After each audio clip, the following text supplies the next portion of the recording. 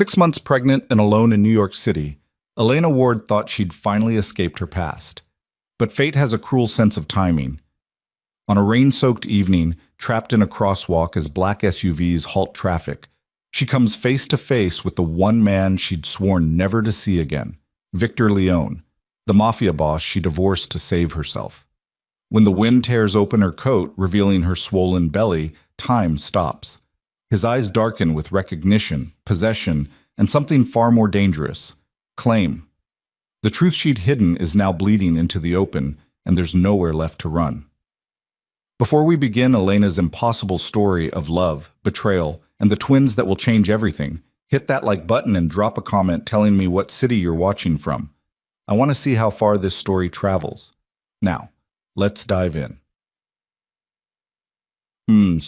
The rain came down in sheets that October evening, turning the streets of Manhattan into rivers of reflected neon and desperation. Elena Ward stood at the crosswalk on Fifth Avenue, her hand pressed protectively over her stomach, feeling the double kicks that had become her only comfort in the last 6 months. The city roared around her, horns blaring, taxis splashing through puddles, tourists shrieking as they ran for cover. She should have taken the subway, should have stayed home, should have done 1,000 things differently. But the apartment had felt too small tonight, the walls closing in with memories she couldn't escape no matter how far she'd run. So she'd grabbed her coat, now soaked through and clinging to her frame, and walked. Just walked, trying to outpace the ghosts. The crossing signal blinked its permission. Elena stepped off the curb with the crowd, her sneakers splashing through the gathering puddle at the gutter. Halfway across, the world changed. A convoy of black SUVs rolled up to the intersection, sleek and predatory, their tinted windows reflecting nothing but the city's frantic lights. They didn't stop at the light, they commanded it. Traffic halted. Horns died mid-blare. Even the rain seemed to pause, hovering in the air like held breath. Elena's feet stopped moving. She knew those vehicles, knew the precision of their formation, the way they owned every space they entered. Her heart began to hammer against her ribs, each beat a warning she was 6 months too late to heed. Number. Not here. Not now. But the universe had never cared about her timing. The rear door of the center SUV opened, and Victor Leone stepped out into the rain. 6 feet 2 inches of controlled violence wrapped in a tailored suit that probably cost more than most people's monthly rent. Dark hair swept back from a face that belonged on Roman coins. All sharp angles and aristocratic brutality. Eyes the color of winter storms, capable of freezing a man's courage with a single glance. He'd aged in 6 months. Or maybe she was just seeing him clearly for the first time without the haze of desperate love clouding her vision. New lines bracketed his mouth, cut deep around his eyes. He looked harder, more dangerous. He looked like exactly what he was. A man who ruled the underworld of New York City with an iron fist and tolerated no defiance. Their eyes met across 20 feet of wet asphalt. Elena saw the exact moment recognition hit him, saw his entire body go still in that predatory way she remembered too well, the calm before the strike. His gaze raked over her, cataloging every change, the shorter hair, the cheaper clothes, the exhaustion carved into her features. Then the wind gusted, tearing her coat open. Victor's eyes dropped to her stomach. Time fractured. Elena watched his face transform, confusion flickering across those austere features, followed by something raw and terrifying. His lips parted. His hands, always so controlled, clenched into fists at his sides. She'd seen Victor Leone angry before. She'd seen him cold, calculating, merciless. But she'd never seen him shocked into absolute stillness, like a man who'd just taken a bullet and hadn't yet realized he was bleeding. Elena. Her name carried across the intersection, cutting through the rain and traffic like a blade. She ran, not toward the opposite curb. That route was blocked by the SUVs and the growing crowd of confused pedestrians. She spun and ran back the way she'd come, her heart in her throat, her hands cradling her belly as if she could protect her babies from the truth that had just detonated between them. Behind her, she heard Victor's voice, sharp with command. "Don't let her leave this block." Elena's sneakers slapped against wet concrete as she sprinted down Fifth Avenue, weaving between startled pedestrians. Her breath came in ragged gasps. The twins kicked frantically, responding to her panic. 6 months pregnant, and she was running like her life depended on it. Maybe it did. She ducked into a Duane Reade, her eyes wild as she scanned for another exit. A security guard looked up from his phone, frowning at her dripping, frantic appearance. Elena didn't give him time to question. She rushed past the cosmetics section, past the confused shoppers, and burst through the back door into a service corridor. The alley behind the building was narrow and dark, stinking of garbage and rain. Elena ran anyway, her coat flying behind her, her mind racing faster than her feet. She'd been so careful. 6 months of living like a ghost, no credit cards, no phone under her real name, no contact with anyone from her old life. She'd taken cleaning jobs that paid cash, rented a room in Brooklyn from a landlord who didn't ask questions, and moved through the city like a shadow. All of it, all that careful isolation, destroyed in one gust of wind. Elena emerged onto a side street and immediately descended into the subway, taking the steps 2 at a time despite her bulk. A train was pulling into the station, the 6 heading downtown. She squeezed through the closing doors, gasping, and collapsed into a seat as the train lurched into motion. Through the window, she saw Victor's men emerge onto the platform, their phones already pressed to their ears. But the train was moving, carrying her away into the underground darkness. Elena pressed her forehead against the grimy window, her whole body shaking. The twins were doing gymnastics now. Disturbed by her fear, she smoothed a hand over her stomach, whispering promises she wasn't sure she could keep. "It's okay. We're okay. I won't let him." But even as she said it, she knew the truth. Victor Leone never lost what he considered his, and she'd just shown him something he would consider his in the most fundamental, primal way possible. The apartment in Brooklyn was supposed to be her sanctuary, a 4th-floor walk-up in Sunset Park, rented under the name Maria Gonzalez, in a building where half the residents didn't speak English and the other half didn't care to know their neighbors. The landlord, Mr. Chen, had barely glanced at her fake ID before pocketing 3 months' rent in cash. It wasn't much. A studio with a kitchenette, a bathroom the size of a closet, and a window that looked out onto a fire escape and the brick wall of the neighboring building. But it was hers, safe, invisible. Or it had been. Elena climbed the stairs slowly, her legs trembling with exhaustion. The building smelled like cooking spices and old carpet. Someone's television blared a game show in Spanish. Mrs. Rodriguez from 3B had left a bag of hand-me-down baby clothes outside Elena's door. Again, bless her.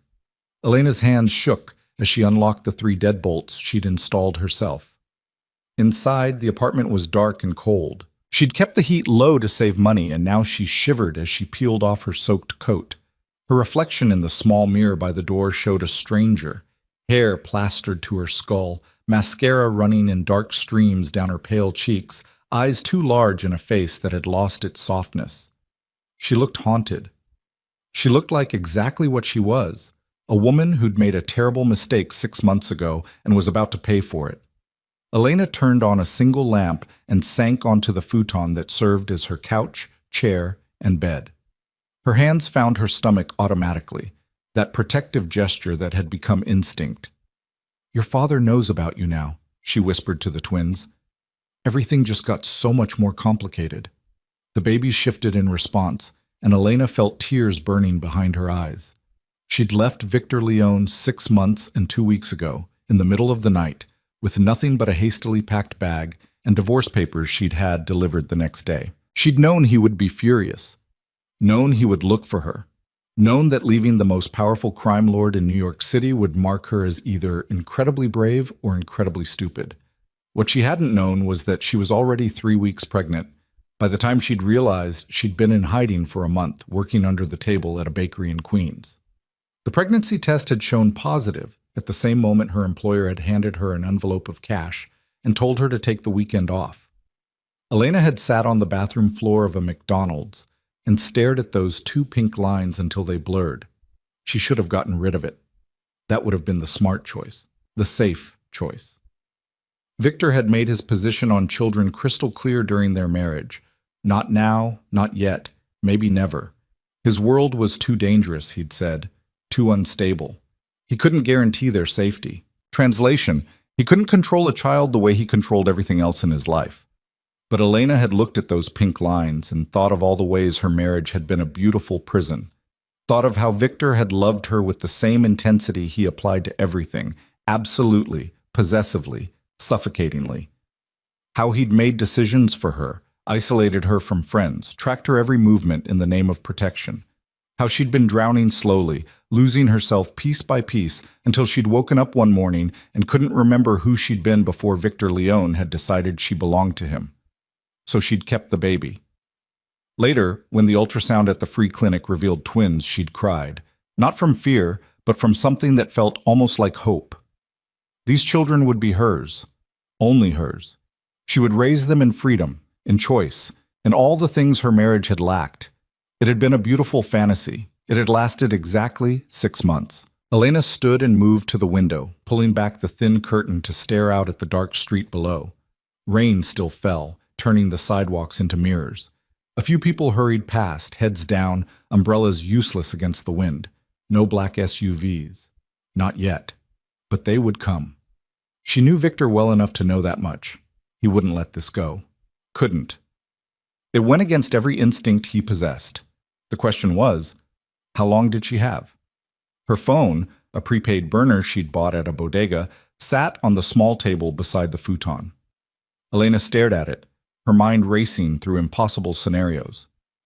She could run again. Pack what little she owned and disappear into another city, another name, another life. But she was 6 months pregnant with twins. Running had limits now, physical limits, financial limits, and deeper than that, a truth she'd been avoiding for months. She was tired of running. The knock came at 11:47 p.m. Not loud, not aggressive. Just 3 measured raps against the door, patient and inevitable. Elena's blood turned to ice. She stood frozen in the center of her tiny studio, her heart pounding so hard she could feel it in her throat. Maybe if she didn't move, didn't breathe, whoever it was would go away. 3 more knocks, same rhythm, same patience. Elena, Victor's voice carried through the cheap door, soft and controlled. I know you're in there. I can hear you breathing. Her legs almost gave out. How? How had he found her so fast? She'd been so careful, so methodical. Different name, cash only, no trail to follow. But this was Victor Leone, the man who'd built an empire on knowing everything about everyone. The man who had sources in every borough, every precinct, every government office in the city. Of course he'd found her. She'd been foolish to think otherwise. I'm not going away, he continued, that reasonable tone more terrifying than any threat. We can do this the easy way, or we can involve your neighbors. Your choice. Mrs. Rodriguez, Mr. Chen, the young couple in 4C with the newborn baby. Elena thought of Victor's men flooding the building, asking questions, causing problems. These people had been kind to her. She wouldn't repay that kindness by bringing his world to their doorstep. Her hands trembling, Elena moved to the door. She kept the chain lock engaged as she opened it a crack. Victor stood in the hallway, somehow making the dingy space look even more pathetic by comparison. He'd changed out of the wetsuit into dark slacks and a black sweater that emphasized the dangerous grace of his build. His hair was still damp, swept back from his face. Water droplets clung to his eyelashes. He looked at her through the gap, and Elena saw a storm of emotions flicker across his features before his mask of control snapped back into place. Let me in, Elena. No. His jaw tightened. We need to talk. We have nothing to say to each other. I sent you divorce papers. You signed them. We're done. We are very far from done. His voice dropped lower, took on an edge that raised every hair on her body. You're carrying my child. Children, she corrected automatically, then cursed herself. Victor's eyes flared. What? Elena lifted her chin, trying to find some scrap of the courage that had allowed her to leave him in the first place. Twins, girls, and they're not yours. They're mine. The divorce ended whatever claim you thought you had. She saw his hands clench, watched him take a breath so deep his shoulders rose with it. When he spoke again, his voice was dangerously quiet. Elena, open this door, or I will break it down and reimburse your landlord tomorrow. Your choice, but either way we are having this conversation. You can't just, can't I?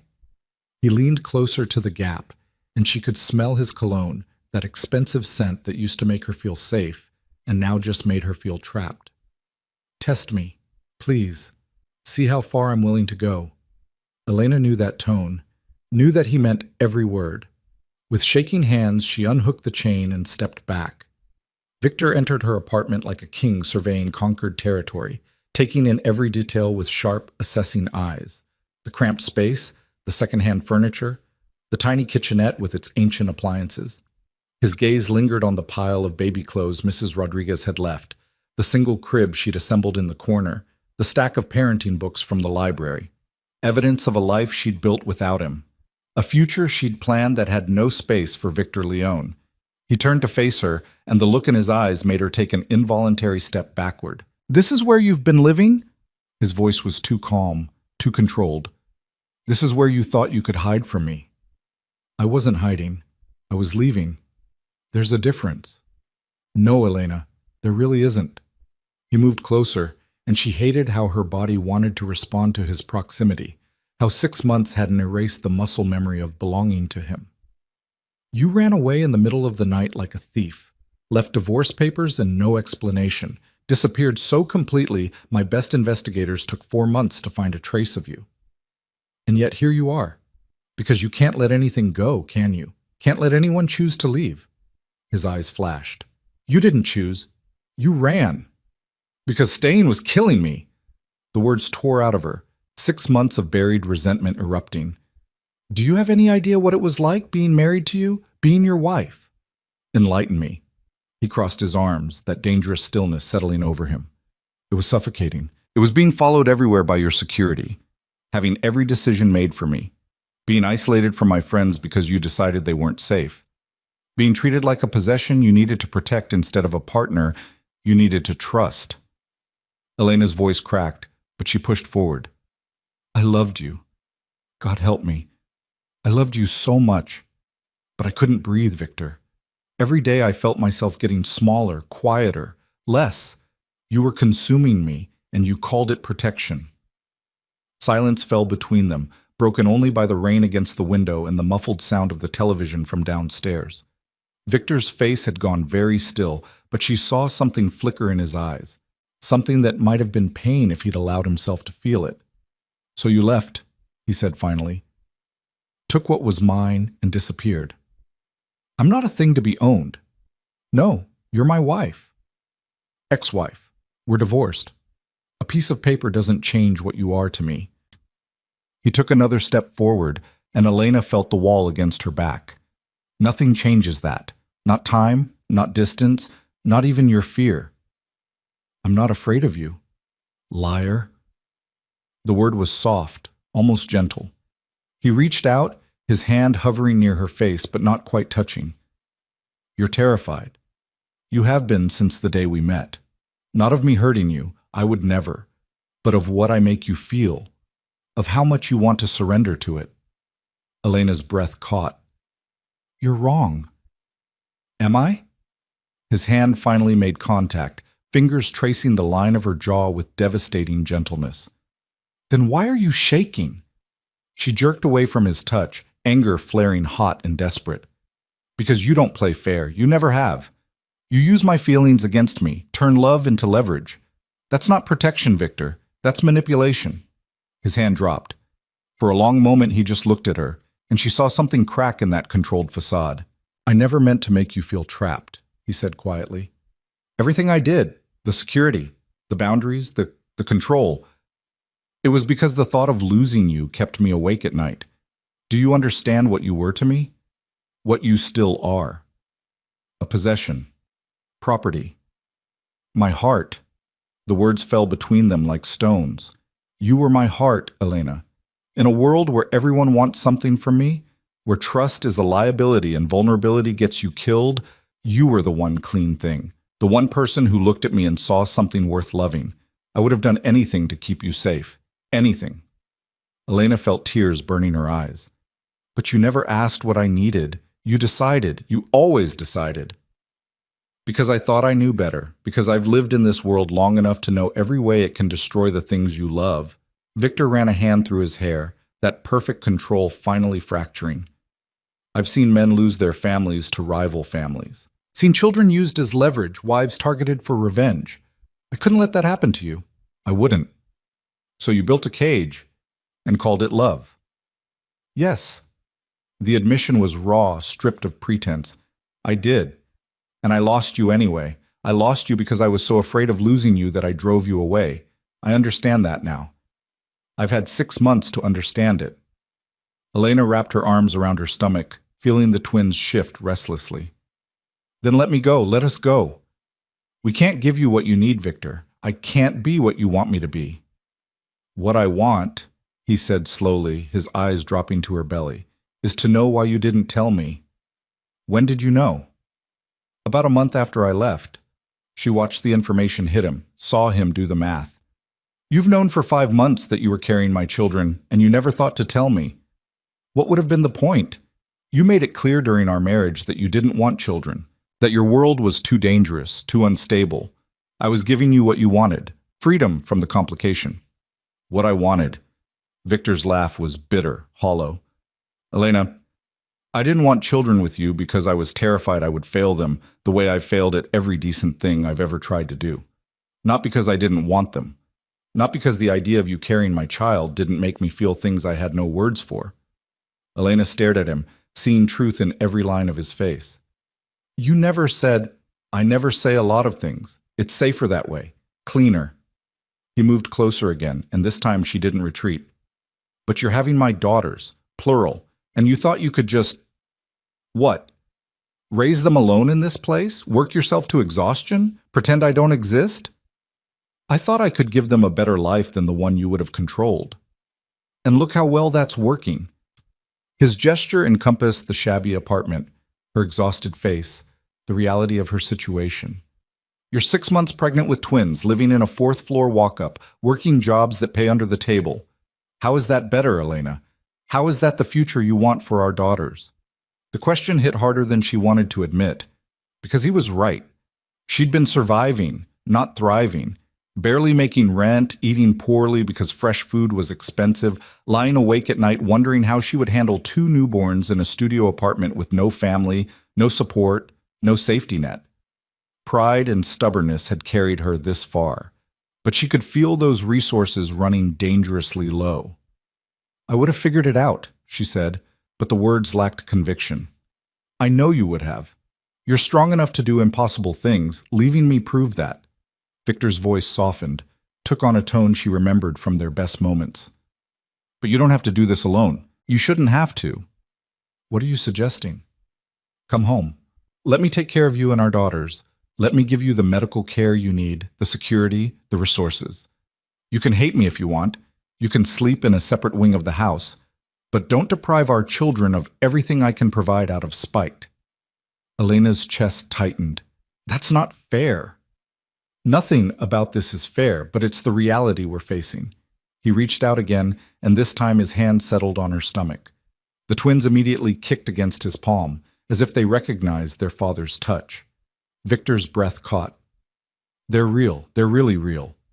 Of course they're real. I know. He looked up at her, and Elena saw something she'd never seen in Victor Leone's eyes before. Uncertainty. Vulnerability. Fear. I never let myself imagine this. Never let myself want it because I knew I would fail at it. And now it's happening whether I'm ready or not. Despite everything, Elena felt something soften in her chest. I'm terrified too. I have no idea what I'm doing. Then maybe we could be terrified together, learn together. His hand spread wider across her belly, protective and possessive in equal measure. I'm not asking you to forgive me. I'm not even asking you to trust me. I know I destroyed that. But let me be their father. Let me try. Elena closed her eyes, feeling the weight of impossible choices. 6 months ago, she'd left because staying was destroying her. Now he was asking her to return, to walk back into that beautiful prison for the sake of the children he'd never wanted. Except he had wanted them. He'd just been too afraid to admit it. Just like she was too afraid to admit that part of her had never stopped loving him, had never stopped missing the way he made her feel when he wasn't trying to control every breath she took. I can't go back to the way things were, she said finally, opening her eyes to meet his. I won't. If I do this, if I even consider it, things have to be different. How different? I need autonomy, real autonomy, not the illusion of choice while you pull strings behind the scenes. I need to be a partner in decisions about our daughters, not just a vessel you're protecting. I need my own space, my own life. I need you to trust me enough to let me breathe. Victor was quiet for a long moment, studying her face. Then he nodded slowly. I can try. I can't promise I'll be good at it. Controlling things is instinct for me, but I'll try. That's not good enough. It's the best I can offer. I'm not going to lie to you and pretend I can change overnight who I've been for 40 years, but I'm willing to learn, willing to fail and try again. For them. His hand pressed more firmly against her belly. For you. Elena felt her resolve wavering, felt the exhaustion of 6 months of struggling alone finally catching up with her. The twins kicked again, a synchronized drumbeat that seemed to echo through her whole body. She was so tired, so scared, so completely out of her depth. And Victor, for all his flaws, was offering her a life raft, even if that life raft came with chains. I need to think about it, she said. How long? I don't know. A few days? A week? Victor's jaw tightened, but he nodded. Fine. But you're not staying here while you think. This building isn't safe, and you're too far along to be climbing 4 flights of stairs every day. I can take care of myself. I know you can, but you shouldn't have to. He pulled out his phone, typed something quickly. I'm having a car brought around. You're going to a secure apartment I own in the city. Fully furnished, accessible with a doorman and security. You can have all the space you need to think, but you'll be safe. Victor, this is non-negotiable, Elena. Call it controlling if you want. Call it whatever makes you feel better. But you and my daughters are not spending another night in this place. His eyes met hers, and she saw the steel beneath the reasonable tone. Pack what you need. The rest can be collected tomorrow. Part of her wanted to fight, to refuse, to prove that she didn't need his protection or his resources. But the larger part, the part that was exhausted and pregnant and terrified of climbing those stairs one more time, just felt relief. She hated herself a little for it. But she nodded. Okay, but this doesn't mean I'm coming back to you. This is just temporary. Until I figure things out. Of course. Victor's expression didn't change, but she saw satisfaction flicker in his eyes. Whatever you need to tell yourself. And that, Elena thought as she moved to pack her meager belongings, was exactly the problem. Victor Leone had just gotten his foot back in the door, and they both knew he would never leave willingly again. The game had changed. The stakes were higher than they'd ever been, and Elena had no idea if she was strong enough to keep playing. But she was about to find out. The apartment Victor had arranged was everything her Brooklyn studio wasn't. Spacious, pristine, and located on the 32nd floor of a luxury building in Tribeca with views that stretched across the Hudson River. Floor-to-ceiling windows filled the space with light even at midnight, the city sprawling below like a circuit board of possibilities and threats. Elena stood at those windows now, her reflection ghostly against the glass, watching Victor's men carry in her belongings from Brooklyn. It took them exactly 1 trip. The bedroom is through there, Victor said from behind her, his voice carefully neutral. There's a nursery already set up adjacent to it. I had my interior designer work from standard recommendations, but obviously you can change anything you want. Elena turned to face him. You had a nursery designed, in the 6 hours since you found me. I made a phone call. Money moves quickly when properly motivated. He gestured toward the hallway.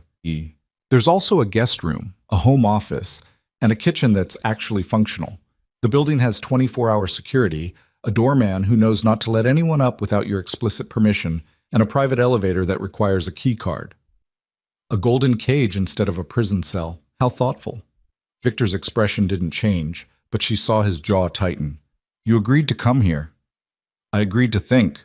There's a difference. Elena moved past him into the living room, where his men were setting down the last of her boxes. They averted their eyes as she passed, trained not to look directly at her. She recognized Marco, Victor's head of security, a mountain of a man with hands that had undoubtedly killed for his boss. He nodded respectfully and left without a word. When they were alone, the silence felt heavy, with everything unsaid. Victor moved to the kitchen, opening cabinets that were already stocked with food. I had groceries delivered. High protein, lots of leafy greens, dairy.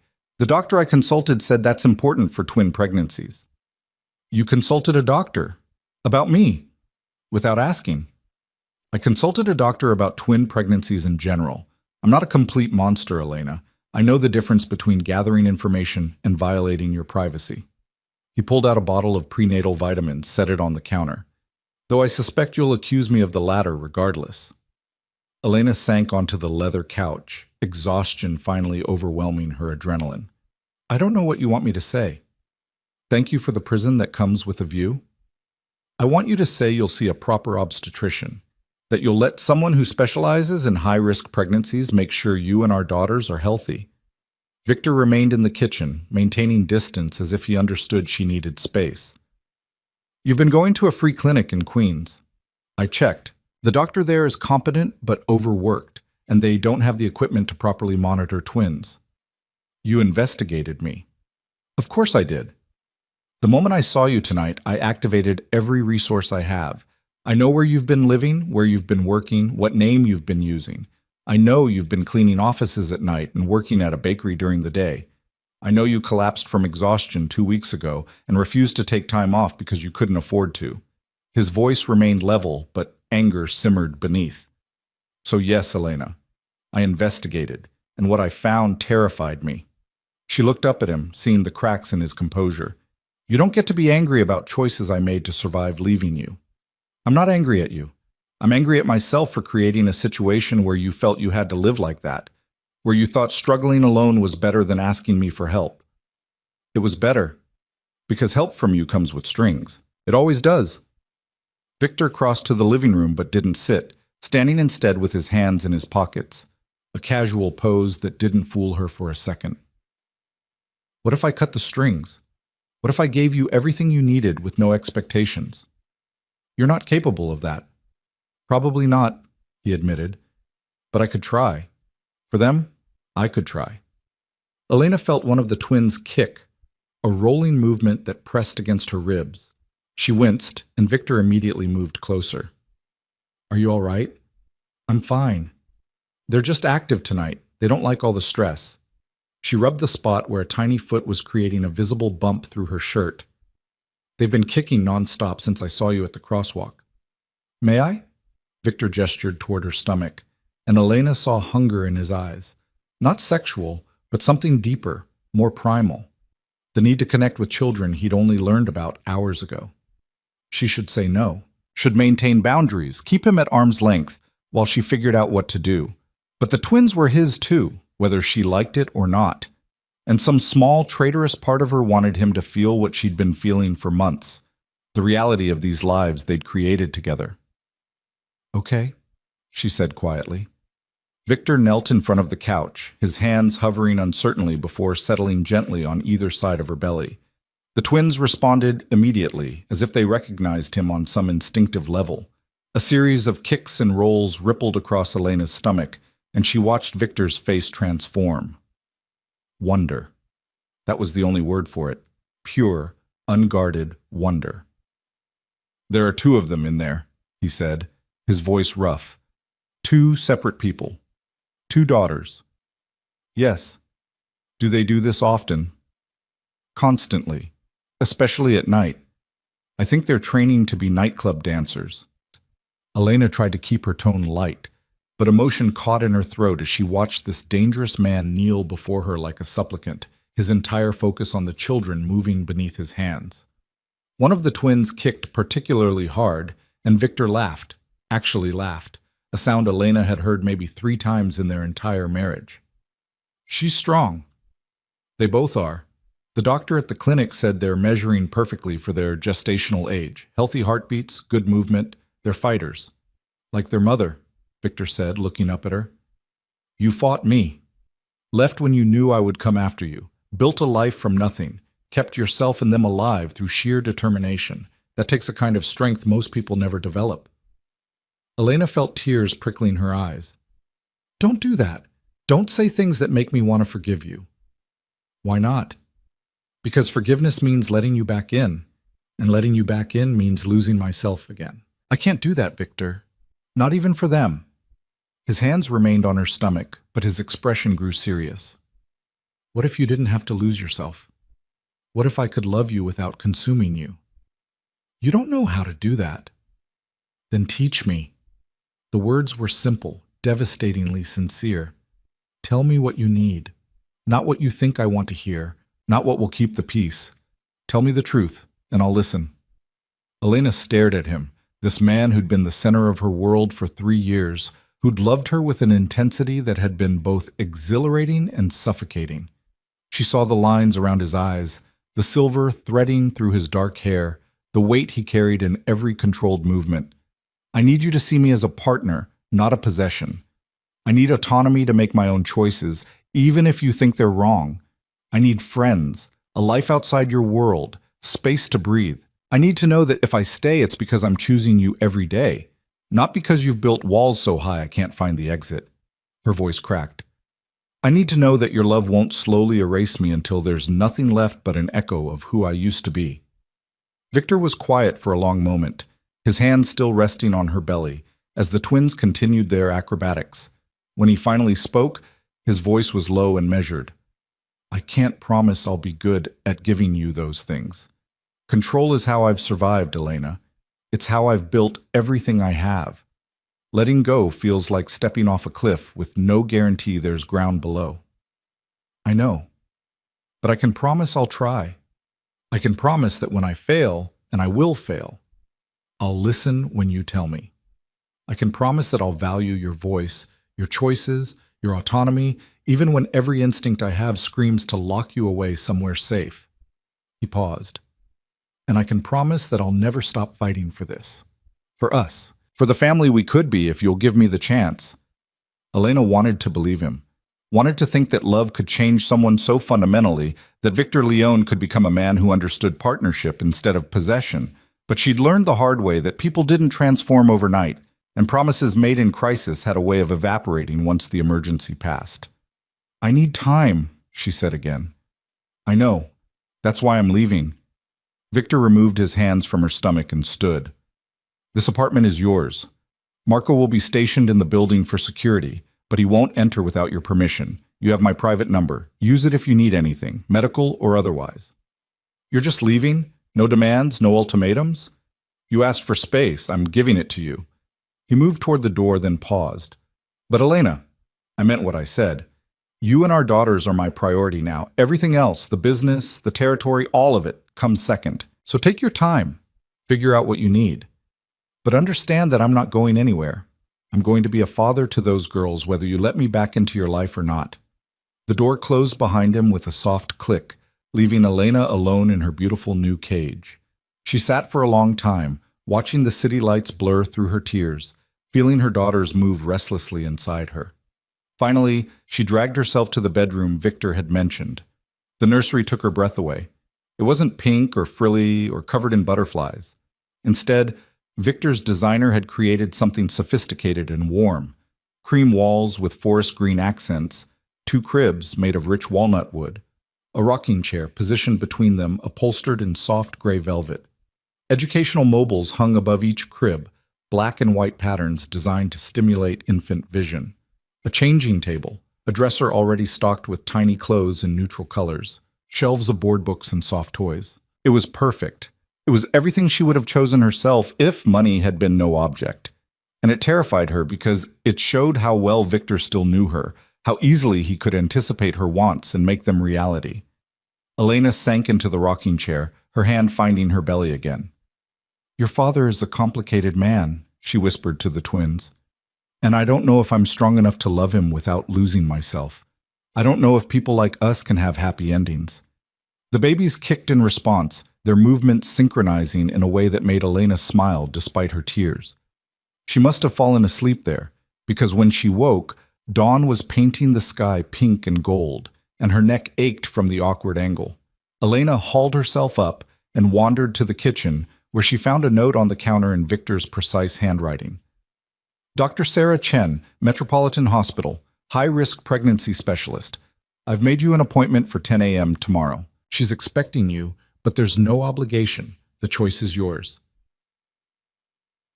Elena crumpled the note in her fist, then smoothed it out again. The choice is yours. Such simple words. Words Victor had never said to her during their marriage. Maybe he could change. Maybe this crisis had cracked something open in him, made space for growth. Or maybe this was just another form of control, so subtle she wouldn't recognize the cage until it had already closed around her. She was still holding the note when her phone rang. The burner she'd been using, the number only 3 people knew. Elena checked the screen and felt her blood run cold. Unknown number. But the area code was one she recognized from her old life, from the world she'd tried to leave behind. She answered against her better judgment. Elena Ward. The voice was male, cultured, with an accent she couldn't quite place. Or should I say Elena Leone? I understand congratulations are in order. Who is this? A friend of your husband's. Well, ex-husband, though perhaps that status is about to change? The man chuckled, a sound like breaking glass. I'm calling to deliver a message. Victor has something that belongs to me. I'd like it back. And if he's not cooperative, I think I might need some leverage. You understand? Elena's hand instinctively covered her stomach. I don't know what you're talking about. Of course you don't. You're just an innocent party in all this. A woman who ran away from her controlling husband only to get pulled back in by biology. It's almost Shakespearean. The voice hardened. Tell Victor that Konstantin Volkov knows about his precious cargo. Tell him that if he wants to keep his new family intact, he'll return what he stole from me. He has 48 hours. The line went dead. Elena stood frozen in the kitchen, her heart hammering, her mind racing. She didn't know who Konstantin Volkov was, but the threat was clear enough. Someone knew about the twins. Someone was willing to use them as leverage against Victor. This was exactly what she'd feared. This was why Victor had said his world was too dangerous for children. She should call him, should warn him immediately that whatever he'd gotten himself into had now extended to their unborn daughters. But calling him meant acknowledging that she needed him, meant pulling him back into her orbit when she'd been trying so hard to maintain distance. Elena looked down at her belly, at the visible outline of tiny feet pressing against her skin. Then she picked up her phone and dialed Victor's number. He answered on the first ring. Elena, what's wrong? Someone just called me. A man named Konstantin Volkov. He said you have something that belongs to him, and he's threatening the twins if you don't return it. The silence on the other end was absolute. Victor? Stay where you are. Don't open the door for anyone except Marco. I'm on my way. His voice had gone cold, lethal. And Elena? This changes everything. Whatever time you needed to think, we don't have it anymore. Not if Volkov is making moves. What does he want? What did you take from him? Nothing he deserved to keep, but that's not a conversation for the phone. She heard him moving, barking orders to someone in the background. 20 minutes. I'll explain everything. Just stay safe. He hung up before she could respond. Elena sank onto the couch, her whole body trembling. 24 hours ago, her biggest problem had been making rent. Now she was caught in the crosshairs of what sounded like a mafia war, carrying the children of a man who'd just been threatened by someone dangerous enough to make Victor Leone sound worried. She'd been right to run 6 months ago, right to think his world would eventually destroy her. But she'd been wrong to think she could escape it, because now his world was coming for her daughters, and there was nowhere left to hide. When Victor arrived 17 minutes later, he wasn't alone. Marco preceded him into the apartment along with 2 other men Elena didn't recognize. They spread out immediately, checking the windows, the locks, positions that would allow them to monitor all entry points. Victor looked different. The careful control from last night had been replaced by something harder, more dangerous. This was the man who ruled the New York underworld, not the one who'd knelt before her and marveled at his daughter's kicking. Tell me exactly what he said. Word for word. Elena repeated the conversation as precisely as she could remember. Victor's expression grew darker with each sentence. 48 hours, he said when she finished. He's giving me 48 hours to return the shipment I intercepted 3 weeks ago. What shipment? Weapons. High-grade military equipment being smuggled through the port for sale to terrorist organizations. I got a tip about the operation and decided the world would be better off without Volkov having that kind of firepower. Victor paced the length of the living room, that predatory grace on full display. I had my people seize the shipment and turn it over to federal authorities anonymously. Volkov lost $15 million and his reputation took a hit. I assumed he'd retaliate eventually, but I didn't think he'd move this fast.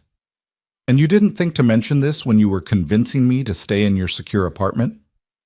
I didn't know he'd connected you to me yet.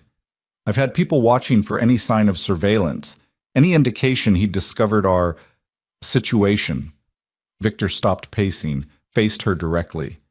I was protecting you by keeping you at a distance, by letting you stay anonymous.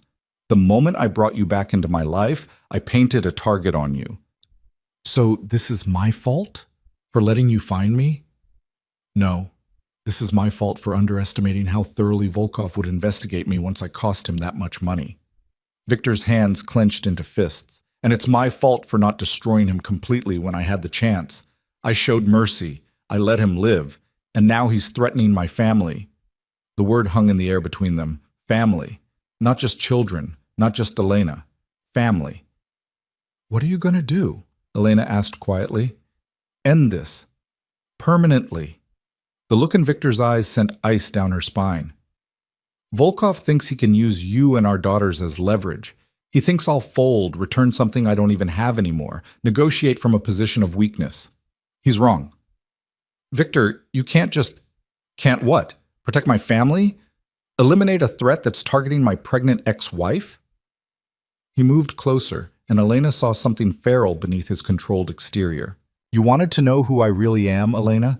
This is who I am. I'm a man who will burn down the world before I let anyone harm what's mine. We're not yours. Aren't you? He reached out, cupped her face with a gentleness that contrasted sharply with the violence in his voice. You're carrying my children. You're living in my apartment. And whether you admit it or not, you called me the moment you felt threatened. That makes you mine.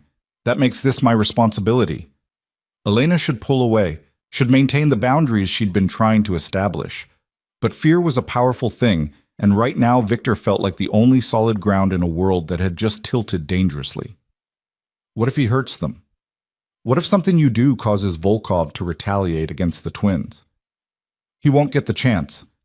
Victor's thumb traced her cheekbone, his eyes blazing with certainty. I'm moving you somewhere safer, somewhere Volkov doesn't know about. You'll have security around the clock, medical staff on call. You'll be completely protected while I handle this.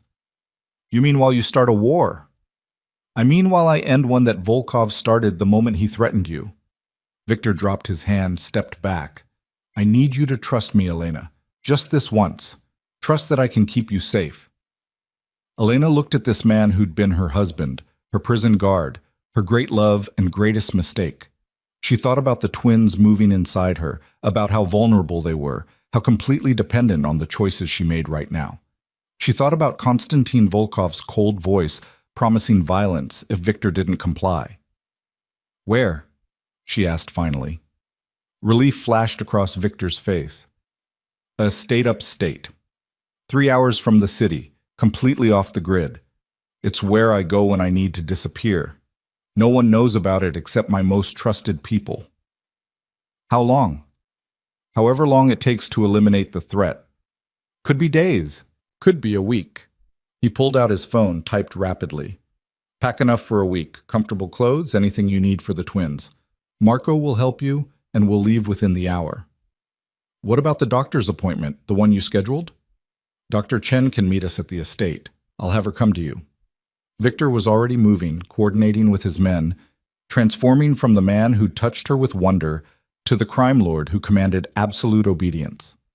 Elena watched him work, watched the machine of his power activate with terrifying efficiency, and understood something she'd been trying to deny. She'd never really escaped Victor Leone. And now, with their daughters' lives hanging in the balance, she wasn't sure she wanted to. The choice had been taken from her the moment she'd stepped into that crosswalk. All that remained was deciding whether to fight the inevitable or surrender to it. And as Victor's hand found hers, guiding her toward the bedroom to pack, Elena realized the surrender had already begun. She was just too tired to fight it anymore. The estate materialized from the darkness like something out of a Gothic novel, all stone and shadows against the backdrop of dense forest. Elena pressed her face to the SUV window, watching as iron gates swung open automatically, allowing their convoy to wind up a long drive flanked by ancient oaks. Security lights flickered on as they passed, illuminating manicured grounds that stretched into darkness on all sides. "How long have you owned this place?" she asked, breaking the silence that had held since they'd left the city 3 hours ago. 12 years. I bought it the year before I met you." Victor sat beside her in the back seat, his hand resting protectively on her thigh, a gesture he'd maintained for the entire drive, as if touching her could ward off the threats gathering in the shadows. It belonged to a steel magnate in the 20s. He built it as a fortress for his mistress, somewhere his wife would never find them. How romantic, a house built on deception. Or on the need for sanctuary, depends on your perspective. Victor's thumb traced idle circles against her leg, a habit from their marriage that her body remembered even if her mind resisted. The previous owner appreciated privacy. So do I. The SUV pulled up to a massive front entrance where warm light spilled from tall windows. Marco and his team had arrived ahead of them, and Elena could see armed men positioned at strategic points around the property. This wasn't a home, it was a compound.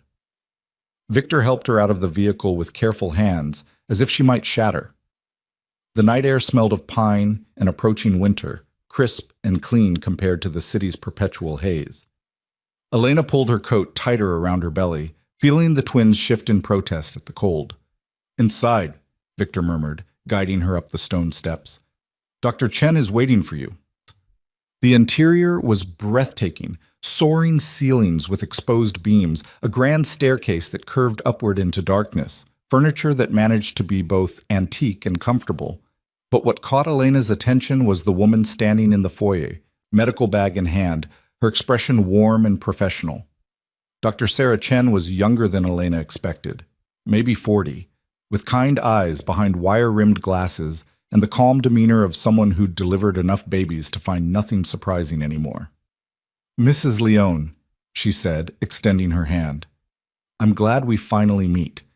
Victor has told me so much about you and the twins." "It's just Elena. We're divorced." "Of course, my apologies." Dr. Chen's smile didn't waver. "I understand you've been through quite an ordeal today. Why don't we get you checked out, make sure all that stress hasn't affected the babies?" Elena glanced at Victor, who nodded encouragingly. "I'll have Marco show you to your room."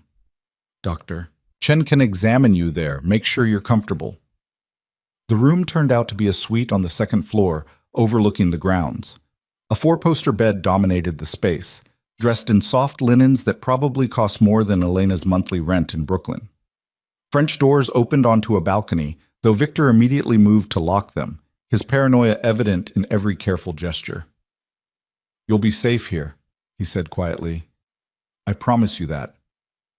The way you promised me safety in our marriage, by turning my life into a surveillance state?" Victor's jaw tightened. "That's not fair." "None of this is fair, but here we are anyway." Elena sank onto the edge of the bed, exhaustion finally overwhelming her adrenaline. "Just let the doctor do her job. Then you can tell me whatever plan you're formulating to handle Volkov."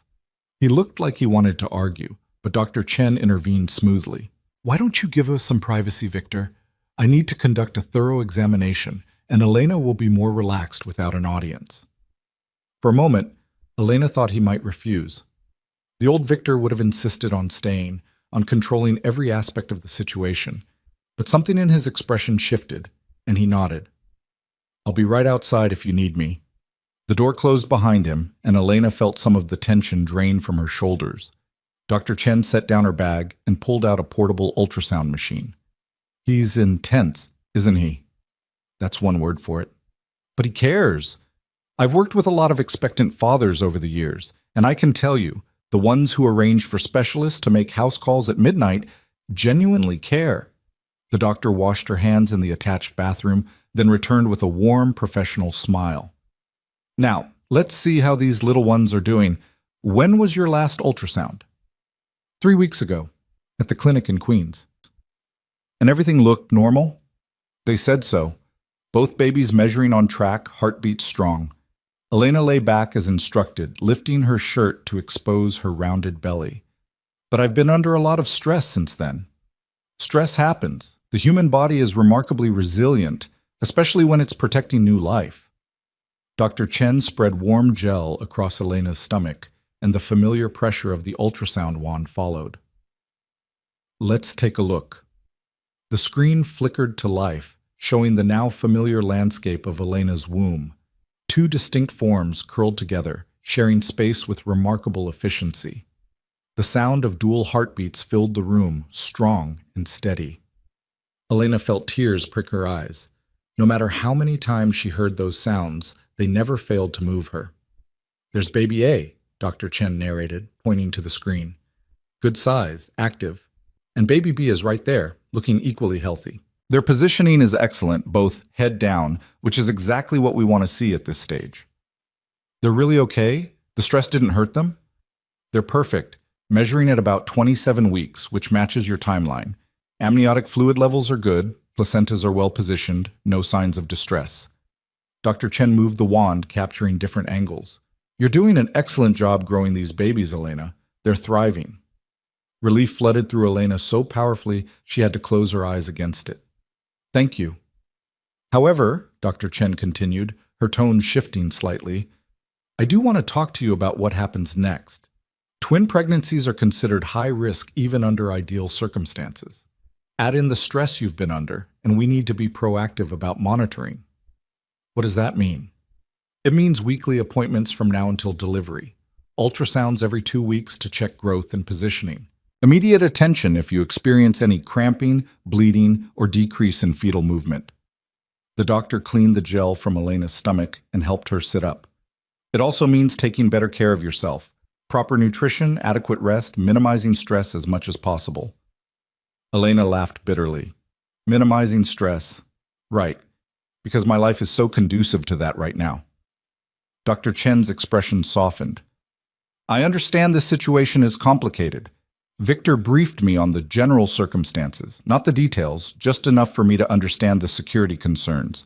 But Elena, your primary job right now is growing those babies. Everything else, including whatever's happening between you and Victor, has to take second priority." "Easy to say. Harder to do when there's a Russian mobster threatening my children. Which is exactly why you're here in a secure location, with people protecting you." The doctor packed up her equipment. "Let Victor handle the external threats. You focus on staying healthy. Deal?" Elena wanted to argue that it wasn't that simple, that her relationship with Victor was its own kind of threat. But the twins shifted inside her, reminding her of what actually mattered. "Deal," she said quietly. Dr. Chen left detailed instructions about diet and rest, along with her personal cell number for emergencies.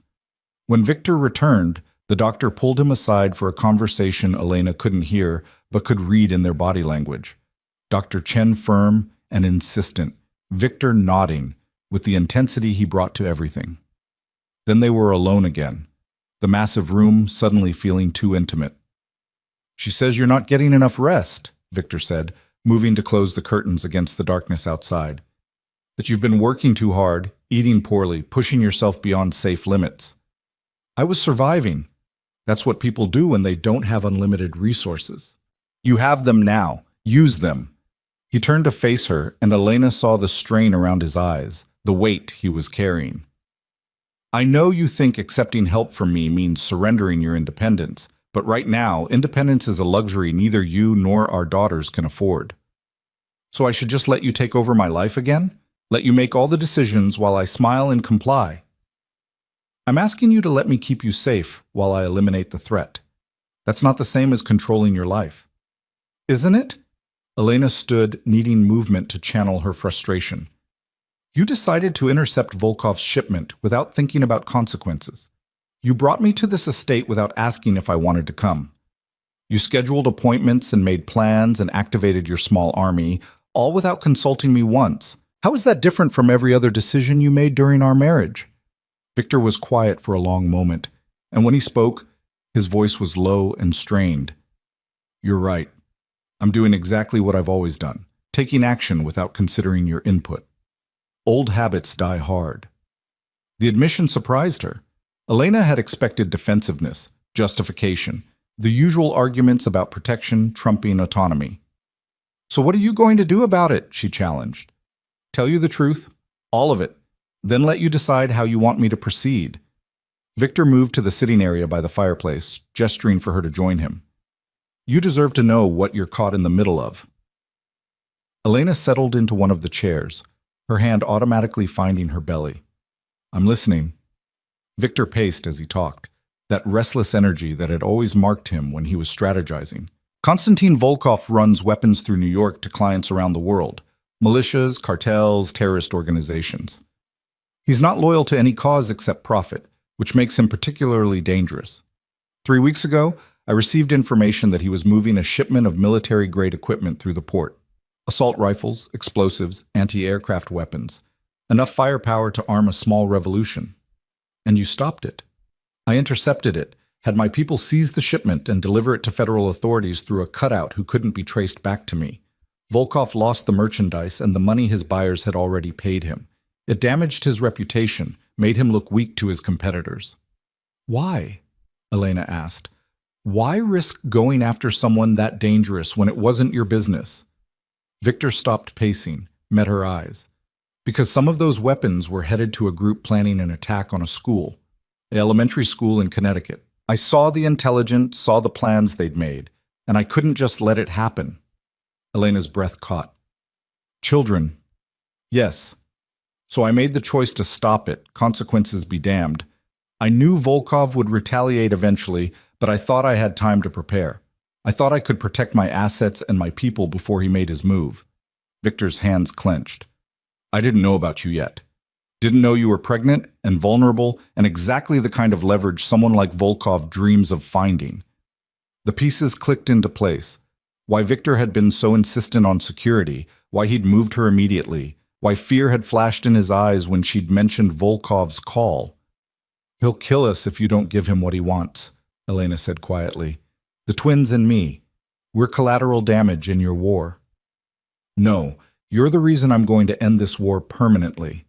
Victor knelt in front of her chair, his hands covering hers where they rested on her stomach. Volkov made a fatal mistake when he threatened you. He showed me exactly how far he's willing to go, which means I know exactly how far I need to go to stop him. What are you planning? I'm meeting with him tomorrow night. Neutral ground, negotiated terms. He thinks I'm going to try to bargain, offer him money to compensate for the shipment. He's wrong. Elena's heart began to pound. Victor, you can't just walk into a meeting with a man who's threatening your family. It's obviously a trap. Of course it's a trap, but it's also an opportunity. Volkov is arrogant. He thinks he holds all the cards because he knows about you and the twins. He won't expect me to turn the tables. Victor's expression was cold, calculating. I've spent the last 3 hours coordinating with people who owe me favors. People in positions to make Volkov's life very difficult, very quickly. By the time I walk into that meeting, I'll have leverage he can't ignore. And if something goes wrong, if he decides to kill you and send his people after us anyway, that won't happen. You can't guarantee that. Yes, I can. Victor squeezed her hands gently. Because I've already made arrangements. If anything happens to me, you and the twins will be protected. Marco has instructions, resources set aside, contacts who will get you out of the country and establish you somewhere Volkov's reach doesn't extend. You'll be safe no matter what. The certainty in his voice should have been comforting. Instead, it terrified Elena because it meant Victor was preparing for the possibility of his own death. I don't want your contingency plans, she said, her voice breaking. I don't want to raise our daughters alone, wondering if the man who killed their father might come for them someday. I want you to find a solution that doesn't involve you walking into danger. There is no such solution. Not anymore. Volkov drew a line when he threatened you. I have to respond, or I look weak. And if I look weak, every enemy I've ever made will see an opening. Victor released one of her hands to cup her face. This is the world I live in, Elena. The world I've always lived in. I can't negotiate my way out of it or buy my way clear. Sometimes violence is the only language that translates. Then get out. Walk away from all of it. We could leave the country together, start over somewhere safe. I'm not built for running, And even if I were, Volkov would find us eventually. Men like him don't forget. They don't forgive. The only way to truly end this is to eliminate the threat at its source. His thumb traced her cheekbone, that familiar gesture of tenderness. I need you to trust me. Can you do that? Elena looked into his eyes and saw the truth there. He was going to do this regardless of what she said. This wasn't a request for permission. It was a warning, a chance to prepare herself for what was coming. I don't trust you not to get yourself killed, she said honestly. I don't trust that your plan is as foolproof as you think it is, but I trust that you'll do everything in your power to come back to us. Is that enough? It's more than I deserve. Victor leaned forward, pressed his forehead to hers. I'm going to fix this. I'm going to make our world safe for our daughters. And then I'm going to spend the rest of my life proving to you that I can be the man you need me to be. That's a lot of promises. I'm good at keeping promises. It's one of my few redeeming qualities. Despite everything, Elena felt a small smile tug at her lips. Your ego is another one. Very entertaining. There's the woman I married, sharp-tongued and unimpressed by my dramatics. Victor pulled back, his own smile flickering across his face before fading. I need to go make some calls, finalize details for tomorrow. Will you be all right here? Do I have a choice? You always have a choice, Elena, even when it doesn't feel like it. He stood, moved toward the door, then paused. There's food in the kitchen if you're hungry. Marco is stationed right outside your door if you need anything. And my room is at the end of the hall if you want company. Don't hold your breath on that last one. Wouldn't dream of it. His hand rested on the doorknob. Get some rest. Dr. Chen says you need it. Then he was gone, and Elena was alone with her thoughts and her fear and the two lives growing inside her. She moved to the window, pulling back the curtain to stare out at the dark grounds. Security lights created pools of illumination, and she could see guards moving in coordinated patterns. Victor's small army, protecting his latest acquisition. Except she wasn't an acquisition anymore. She was the mother of his children, which somehow made everything more complicated. Elena's hand found her belly, feeling the reassuring movement of the twins. Your father is going to war for you, she whispered. For us. And I don't know if that makes him a hero or just a man who can't let go of control long enough to find a peaceful solution. The babies kicked in response, and Elena felt tears sliding down her cheeks.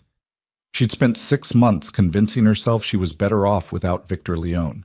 6 months building a life that didn't revolve around his intensity, his need to control, his suffocating version of love. But standing here in his fortress, carrying his daughters, waiting while he prepared to face down a threat she'd inadvertently brought into their lives, Elena had to admit a terrible truth. She'd never stopped loving him. She'd just learned to love herself enough to leave. And now the universe was asking if she could do both. Love Victor and maintain her autonomy, be his partner without being his possession. Elena didn't know the answer, but she knew that tomorrow, when Victor walked into that meeting with Konstantin Volkov, she would be holding her breath until he came back. Because losing him now, after everything, would break something inside her that no amount of independence could repair. The night stretched long and sleepless ahead of her, filled with fear and possibility in equal measure. Morning came gray and cold, winter asserting itself with frost that painted the windows in crystalline patterns. Elena woke in the massive bed, disoriented until memory rushed back. The estate. Volkov. Victor's plan to end the threat by walking directly into its teeth.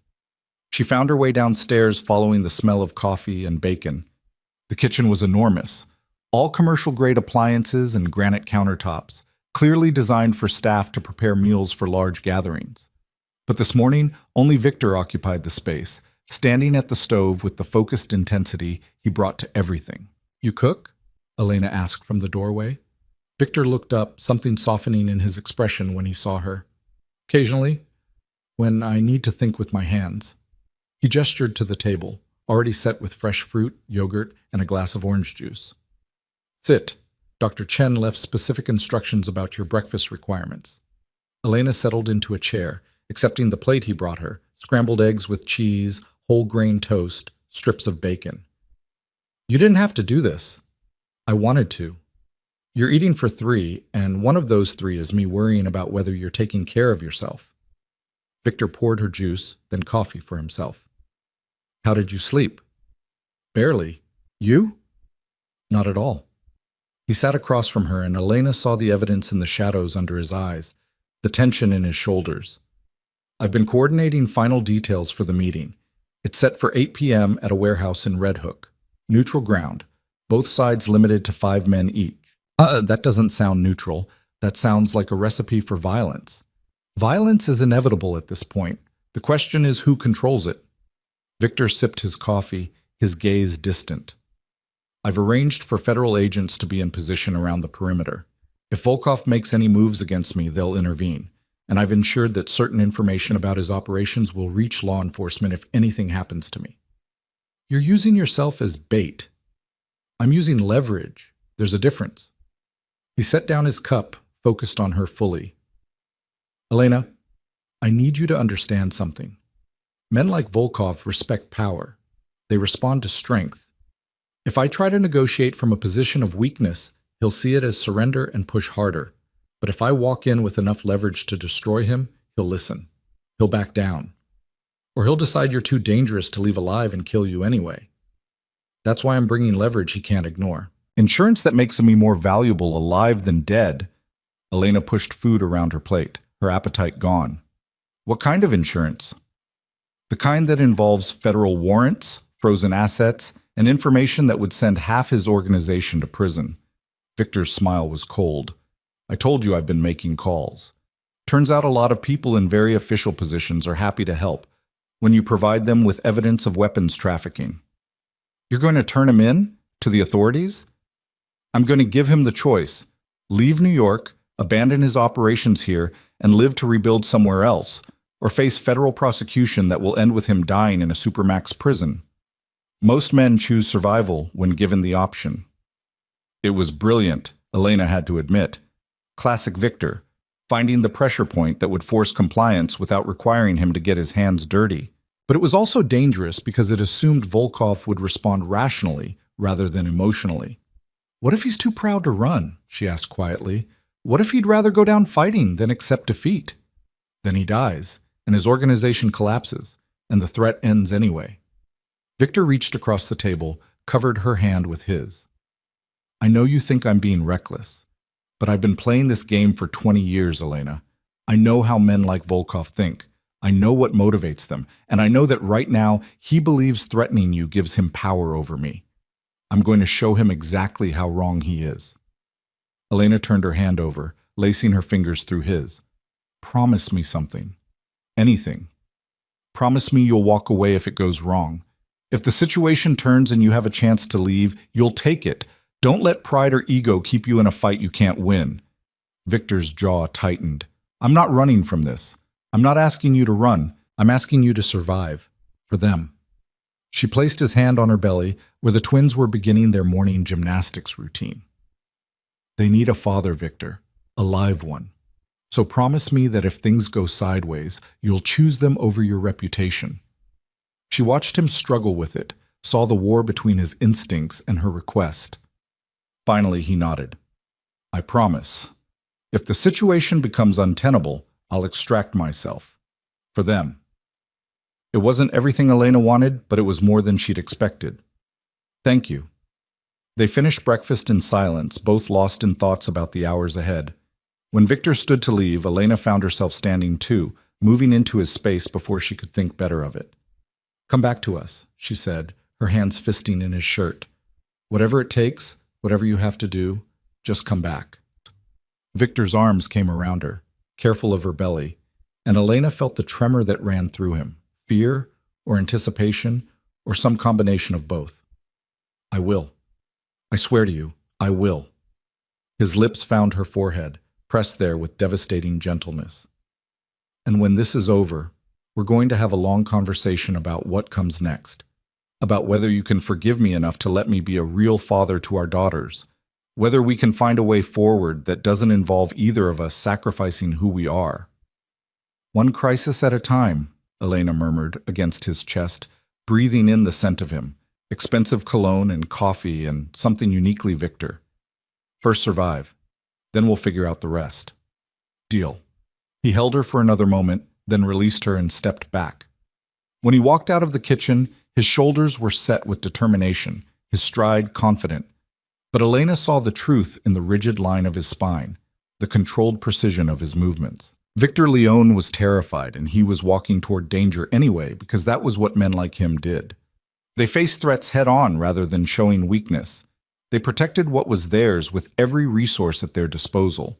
And they died, sometimes, because pride didn't stop bullets or knives or men who had nothing left to lose. Elena pressed a hand to her belly, feeling her daughters moving restlessly inside her.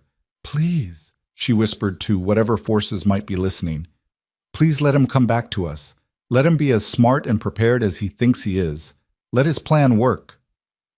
The twins kicked in response, and Elena tried to find comfort in their vitality, their absolute trust that the world would provide what they needed.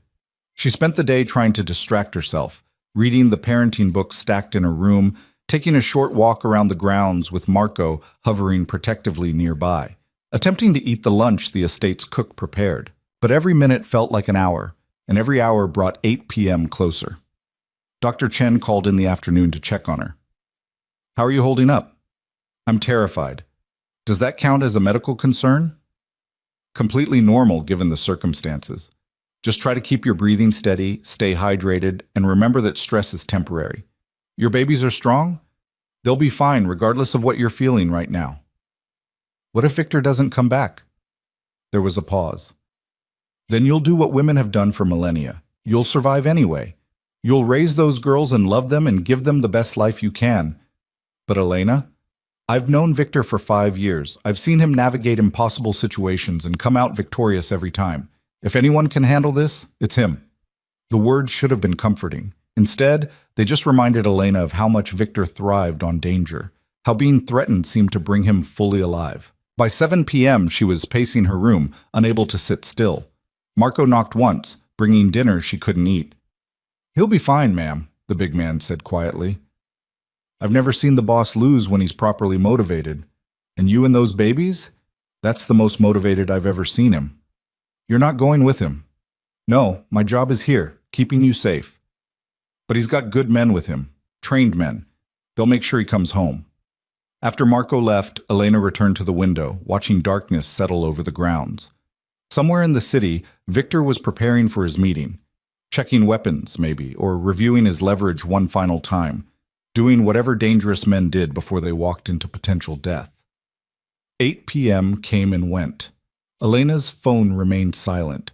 She hadn't expected updates. Victor had made clear that once the meeting started, communication would cease until it was over. But the silence was crushing, heavy with all the terrible possibilities. 9 p.m., 10, 11. Elena sat in the chair by the window, her hands on her belly, whispering reassurances to daughters who couldn't understand but seemed to sense her distress anyway. They moved restlessly, kicking and rolling in what felt like anxiety. "He's going to come back," she told them. "He promised, and your father, for all his faults, keeps his promises." At 11:47 p.m., headlights swept up the drive. Elena's heart stopped, then lurched back into rhythm so violently she felt dizzy. She pressed her face to the window, watching as 2 SUVs pulled up to the house. The doors opened and men emerged. Marco was already downstairs. She heard voices, footsteps. Then Victor appeared, stepping out of the second vehicle, and Elena released a breath she hadn't realized she was holding. He was alive. He was walking. He was back. She didn't remember deciding to move, but suddenly she was running, as much as a pregnant woman could run, out of the room, down the hallway, taking the stairs as quickly as she dared. She heard Marco saying something, heard Victor's voice responding, and then she was in the foyer and he was there, turning toward her with surprise and relief flooding his features.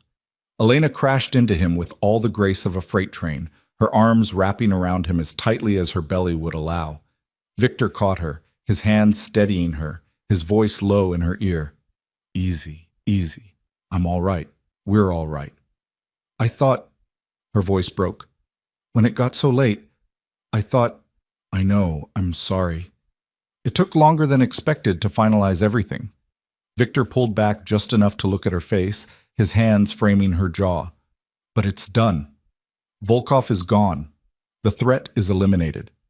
Elena searched his face, looking for injuries, for blood, for any sign that he'd paid a price for this victory. But he looked unharmed, just tired and rumpled and achingly familiar. What happened? Tell me everything. Let's get you sitting down first. You shouldn't be on your feet after running down those stairs. Victor guided her to the living room, settled her on the couch with careful hands.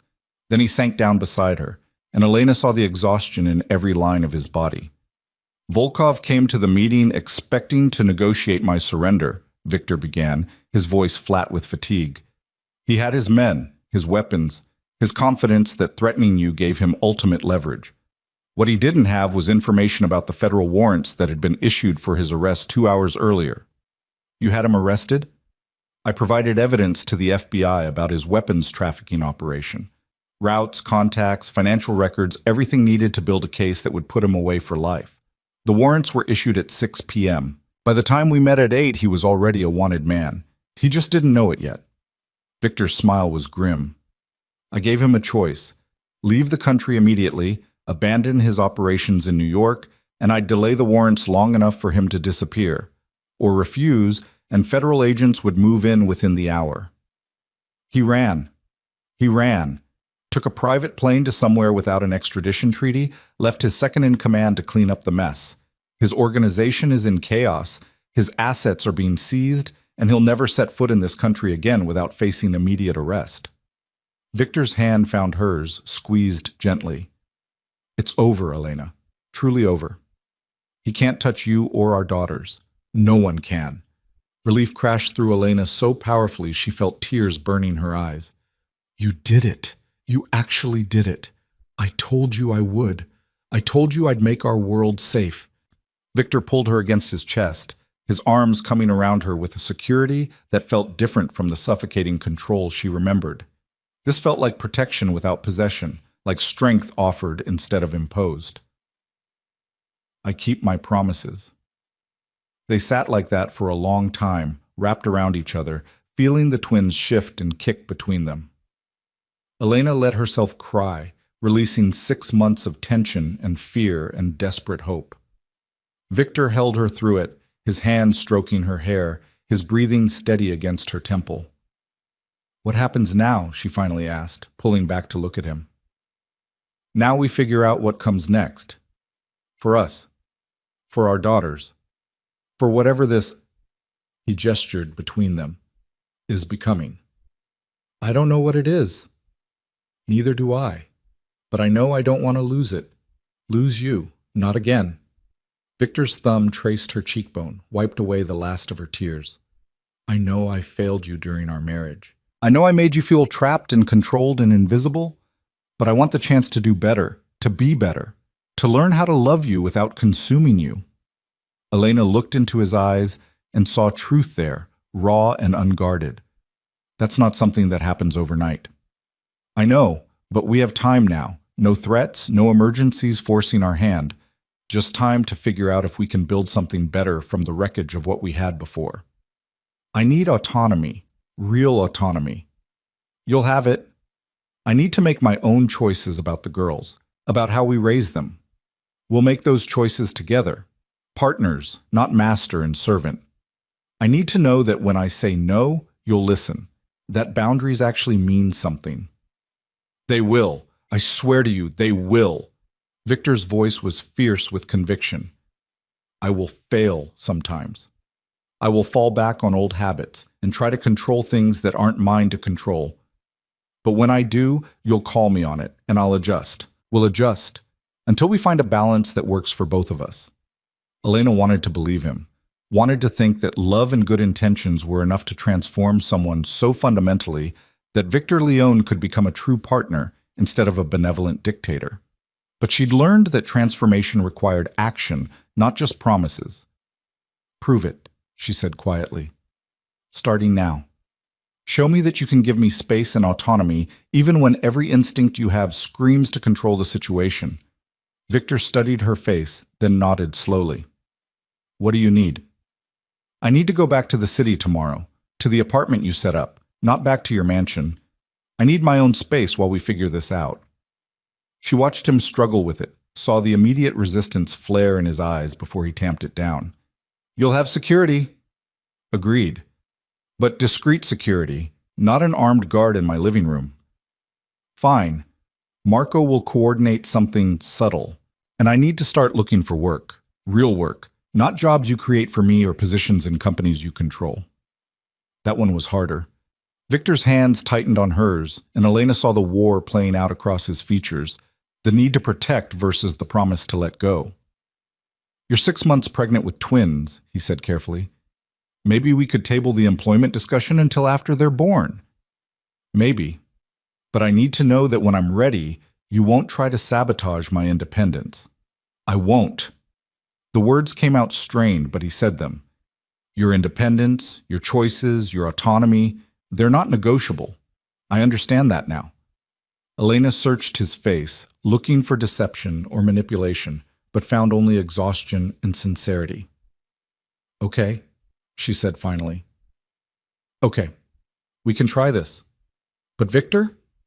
The moment it starts feeling like the old patterns, the moment I feel myself getting smaller to accommodate your need for control, I'm gone. For good this time. Understand? I understand. He pulled her close again, his lips finding her temple. Thank you for giving me another chance. I won't waste it. They held each other as midnight ticked toward morning, two broken people trying to build something whole from the pieces of their shattered marriage.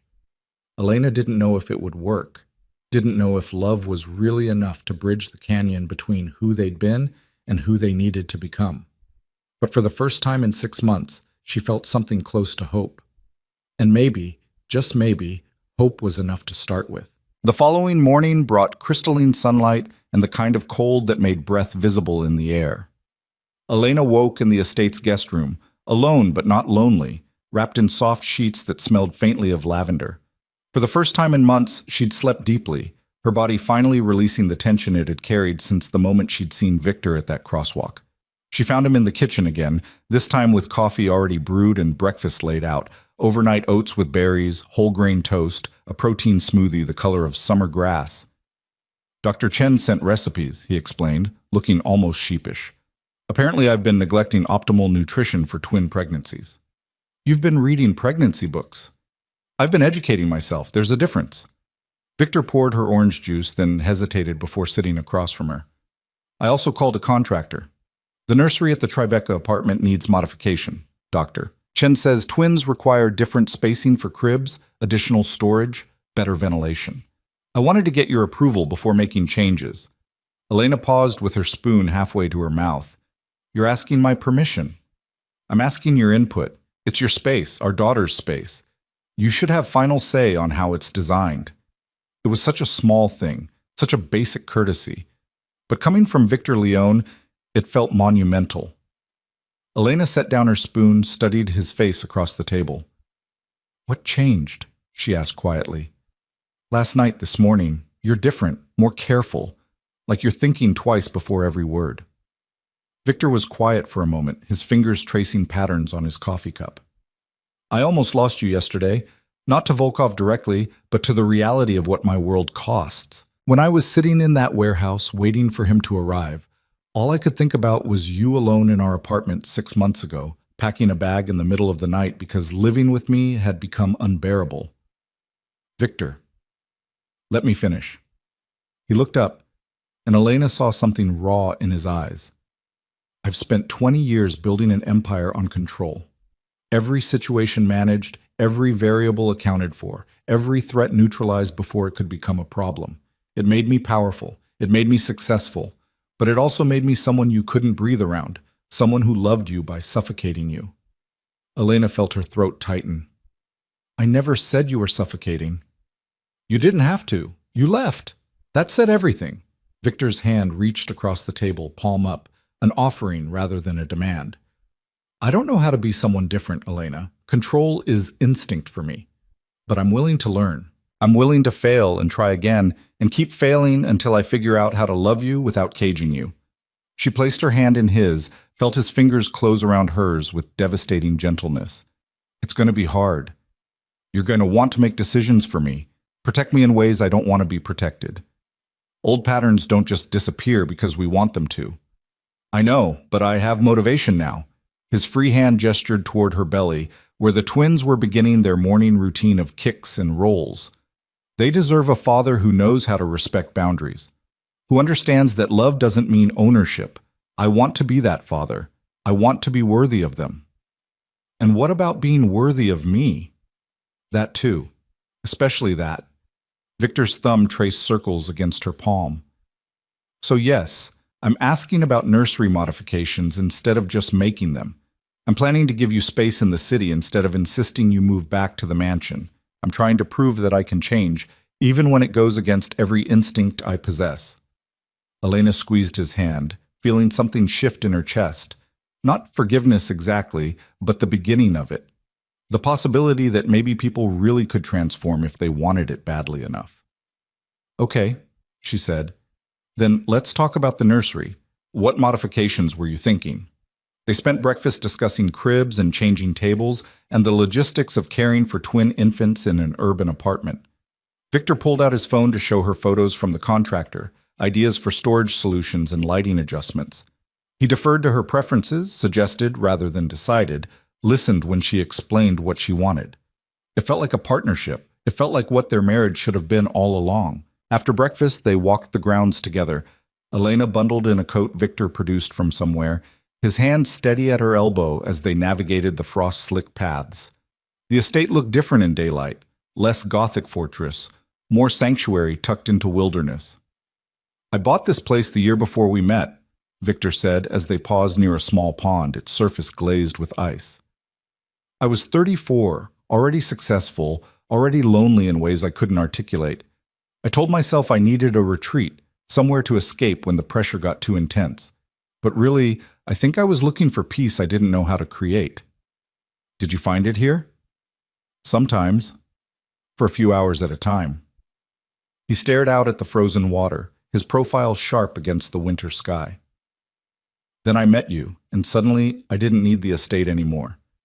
You became my peace, my escape, the one place where the weight of everything else didn't matter. Elena felt her chest constrict. That's a lot of pressure to put on one person. I know, I realize that now. You couldn't be both my partner and my sanctuary. The two roles were incompatible, and I was too blind to see it. Victor turned to face her, his hands finding hers. This time, if we do this, I won't make you responsible for my peace. That's my work to do, my burden to carry. What if I want to help carry it sometimes? What if partnership means sharing the weight, not just maintaining separate spheres? Something flickered in his eyes, surprise, maybe, or hope. Then we'll figure out how to do that without you getting crushed under it. We'll communicate. We'll check in. We'll make sure the load is balanced. You make it sound simple. It's not. It's probably the hardest thing I'll ever do, but it's worth it. His hand moved to her belly, where the twins were making their presence known. They're worth it. You're worth it. They stood there in the cold, breathing frost into the air, connected by touch and possibility, and two lives growing between them. Elena felt one of the twins kick against Victor's palm, saw his expression transform with that wonder she was starting to recognize. Do they always move this much? He asked. Pretty much. The doctor says it's a good sign, means they're healthy and strong, though it makes sleeping interesting. What does it feel like? From the inside, I mean. Elena considered, trying to find words for a sensation that defied description. Like butterflies at first, when they were smaller. Now it's more like tiny acrobats practicing their routine, sometimes gentle, sometimes so strong it takes my breath away. There are moments when I can see the outline of a foot or an elbow pressing against my skin, and it's surreal, like they're trying to introduce themselves before we even meet. Victor's hand spread wider, as if he could encompass both babies at once. I can't imagine what that must be like. Growing two people inside you, feeling them move and develop, knowing they're completely dependent on you for everything. It's terrifying and amazing in equal measure. Some days I feel powerful, like my body is doing this incredible thing without me even trying. Other days I'm overwhelmed by the responsibility, by all the ways I could fail them before they're even born. You won't fail them. You don't know that. Yes, I do, because I've watched you survive impossible circumstances with grace and determination. You left me with nothing but a suitcase and built a life from scratch. You worked yourself to exhaustion to keep yourself and our daughters safe. You're the strongest person I know, Elena. Those girls are lucky to have you as their mother." Elena felt tears prickling her eyes. "I'm scared, Victor. I'm scared of labor and delivery and everything that comes after. I'm scared I won't know what to do when they cry, or won't be able to tell them apart, or will somehow damage them psychologically before they're old enough to tell me what they need. Then we'll be scared together. We'll figure it out together." Victor pulled her closer, careful of her belly. "I don't know anything about babies. I've never changed a diaper, or warmed a bottle, or soothed a crying infant. But I'll learn. We'll both learn. And when we fail, because we will fail, we'll get up and try again." "When did you become the optimistic one?" "When I realized I had something worth being optimistic about." He pressed a kiss to her forehead, then her nose, then hovered near her lips. "May I?" The request was so at odds with the old Victor, the one who would have simply taken what he wanted, that Elena found herself nodding before she could overthink it. His lips met hers softly, tentatively, as if she were something precious that might shatter under too much pressure. Elena melted into it, her hands fisting in his coat, tasting coffee and promise and the ghost of who they used to be. When they pulled apart, both breathing harder, Victor's forehead rested against hers. "I've missed you," he said quietly. "Every day for 6 months. I missed you. I missed you too. Even when I was furious with you, even when leaving was the only sane choice. Part of me missed you. Does that part want to try again? Want to see if we can build something better than what we had?" Elena pulled back enough to meet his eyes. "I want to. But I need you to understand. This isn't me moving back to the mansion, isn't me sliding back into the role of Mrs. Victor Leone, who smiles and complies and slowly disappears. If we do this, it's a new thing, a different thing, built on different foundations." "I understand. Do you?" "Because the moment you start making unilateral decisions about my life or the girls' lives, the moment you prioritize control over partnership, I'm gone. And this time, Victor, I won't come back. I can't. For my sanity, for their well-being, I can't keep cycling through this pattern." Victor's expression grew serious, the weight of her words settling over him. "I hear you. And I'm making you a promise right now. If I cross those lines, if I become that man again, you won't have to leave. I will. I'll remove myself from your life before I damage you again." "You can't mean that."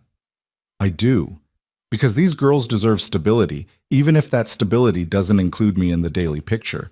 I'd rather be a father who sees them on weekends and respects their mother's boundaries than a father who's present but toxic. Can you believe that I mean it?" Elena searched his face, looking for the manipulation she'd learned to expect, the calculation behind every generous gesture. But she found only sincerity, stark and unflinching. "I want to believe it," she said honestly. "I'm just not sure I trust myself to see the truth anymore. You were so good at making control look like love. How do I know this isn't just a more sophisticated version of the same thing?" "You don't. Not yet. Trust is rebuilt through action, not promises." Victor took her hand, pressed it against his chest, where she could feel his heartbeat, steady and strong. "So watch my actions. Test my boundaries, push back when something feels wrong. And if I prove unworthy of your trust, leave knowing you gave me every chance." It was more honesty than Elena had expected, more vulnerability than Victor had ever shown during their marriage. She felt something crack open in her chest, felt the walls she'd built start to crumble. "Okay," she whispered. "Okay, we'll try." The relief that washed over Victor's face was almost painful to witness. He pulled her close again, his arms wrapping around her with a security that felt different now, like shelter rather than captivity. They stood like that until the cold drove them back inside, where warmth and coffee and the uncertain future waited. The drive back to the city that afternoon felt different from the frantic escape 2 days earlier. Elena sat beside Victor in the back of the SUV, their hands linked on the seat between them, watching the landscape shift from rural to suburban to urban. Marco drove with his usual competence, and 2 additional security vehicles flanked them, protection Victor insisted on, that Elena accepted as reasonable given recent events. "Dr. Chen wants to see you tomorrow," Victor said as they crossed into Manhattan. She has a colleague at Metropolitan Hospital who specializes in twin deliveries. She thinks it would be good for you to meet him, start building a relationship before you go into labor. Him? Dr. James Martinez, 40 years of experience, delivered over 200 sets of twins. Dr. Chen speaks very highly of him. Elena nodded, then caught herself. Are you asking me to see him or telling me? Victor's jaw tightened, and she saw him wrestle with instinct before answering carefully. I'm suggesting it would be wise, but if you'd prefer a different doctor or want to research options yourself, that's your choice. I trust Dr. Chen's judgment. I'm fine with meeting Dr. Martinez. Elena squeezed his hand. But thank you for asking. I'm trying. I know, I can see it. They lapsed into comfortable silence as the SUV navigated city traffic. Elena watched familiar streets roll past, feeling the strange dichotomy of returning to the place she'd tried to leave while returning to a man she'd sworn to avoid. The Tribeca apartment looked exactly as she'd left it, though someone had clearly been maintaining it. Fresh flowers on the counter, the refrigerator restocked, her few belongings unpacked and arranged with care. Mrs. Rodriguez's clothes are in the nursery closet, Victor said, following her gaze. I had my housekeeper organize them by size, and I took the liberty of ordering some additional items, sleepers, blankets, basic necessities. They're still in boxes if you want to go through them. Return anything you don't like. Elena moved to the nursery, found the space transformed from the pristine showroom she'd seen days ago. Now it looked lived in, prepared, ready for actual babies. The boxes Victor mentioned were stacked neatly in one corner, and she could see receiving blankets, tiny socks, onesies, and soft neutrals. When did you have time to do all this? I made calls from the estate. Had people working while we were gone. Victor leaned against the doorframe, watching her examine the additions. I wanted you to come home to a space that felt ready.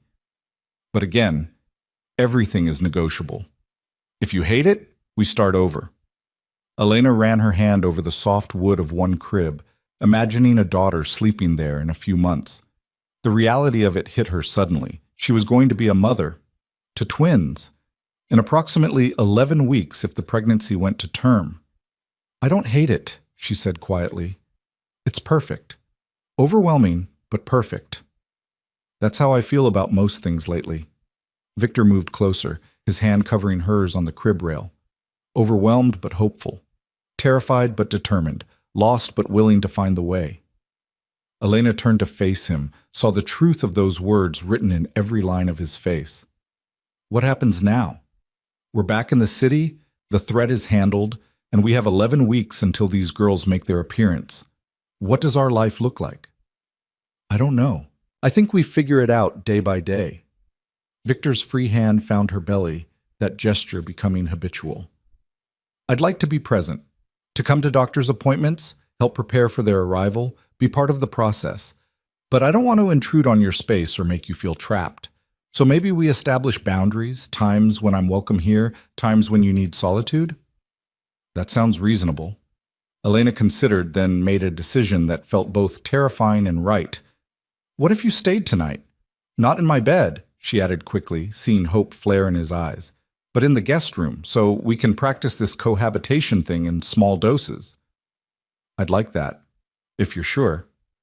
I'm not sure about anything except that our daughters are coming, whether I'm ready or not, and they deserve parents who can at least be in the same space without everything falling apart.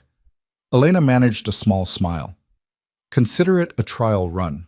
Oh, Victor's answering smile transformed his face, made him look younger, less burdened. Then I accept. On your terms, with your boundaries respected. They spent the evening in careful domesticity, cooking dinner together, arguing good-naturedly about whether garlic belonged in the pasta sauce, washing dishes side by side while the city sparkled beyond the windows. It felt normal in a way their marriage never had, because this time Elena wasn't performing the role of devoted wife. She was just herself, making space for someone else without losing her own shape in the process. After dinner, Victor made work calls in the home office while Elena sorted through the boxes of baby items. She found herself smiling at tiny sleepers decorated with clouds and stars, at blankets soft enough to cradle new skin, at the evidence of Victor's attempts to prepare for fatherhood. When she emerged from the nursery, she found him on the couch, laptop balanced on his knees, glasses perched on his nose as he reviewed something that made him frown. "I didn't know you wore glasses," she said. Victor looked up, seemed almost embarrassed. "Reading glasses. Recent development. I'm getting old." "You're 42. That's not old." "It feels old when you're about to become a father for the first time." He closed the laptop, removed the glasses. "Are you tired? You should rest. Dr. Chen was very specific about adequate sleep." "I'm tired, but I'm not ready for bed yet. My mind is too active." Elena settled into the chair across from him. "Tell me something. Why did you really intercept Volkov's shipment? It wasn't just about the weapons or the potential attack. You've let plenty of illegal operations continue when they didn't directly threaten you." Victor was quiet for a long moment, his gaze distant. "Because I saw the intelligence about the school. Saw the planning, the surveillance photos, the children who would have been caught in the crossfire. And all I could think was, what if those were my children someday? What if I had daughters who went to that school, who trusted the world to keep them safe, and I'd done nothing to prevent their deaths because it wasn't my business?" "You didn't know about our daughters then?" "No. But I think some part of me was already preparing for the possibility, already imagining a future where I had something worth protecting beyond my own interests." He leaned forward, elbows on his knees. "I've spent 2 decades building power without purpose beyond acquisition. And then I met you. And suddenly there was a reason to be better, to do better, to use what I'd built for something beyond profit. I never asked you to change your business. I know, but you made me want to. You made me question whether being the most feared man in New York was really the legacy I wanted to leave. And now, with our daughters coming, I'm questioning it even more. What kind of man do I want them to see when they look at me? What stories do I want them to tell about their father?" Elena felt her throat tighten. "What answer are you coming to?" "That I need to be someone worthy of their respect. Someone who uses power responsibly, who protects the vulnerable instead of exploiting them, who builds instead of just destroying." Victor's eyes met hers, blazing with conviction. "I'm not naive enough to think I can go completely legitimate overnight. But I can shift priorities. I can refuse deals that profit from human suffering. I can use my resources to actually make the world marginally less terrible. That's a significant change from the man I married. The man you married didn't have daughters on the way, didn't have you looking at him with hope that he might become someone better. That changes the equation entirely." Elena stood, moved to sit beside him on the couch. Her hand found his, fingers intertwining. "I don't need you to be a saint, Victor. I just need you to be honest, to try, to fail and admit it and try again. Can you do that? For you? For them? I can do anything."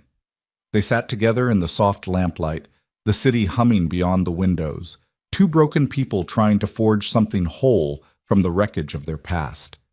When Elena finally yawned, Victor insisted she go to bed, helped her stand with gentle hands. "Thank you for letting me stay," he said at her bedroom door. "It means more than you know.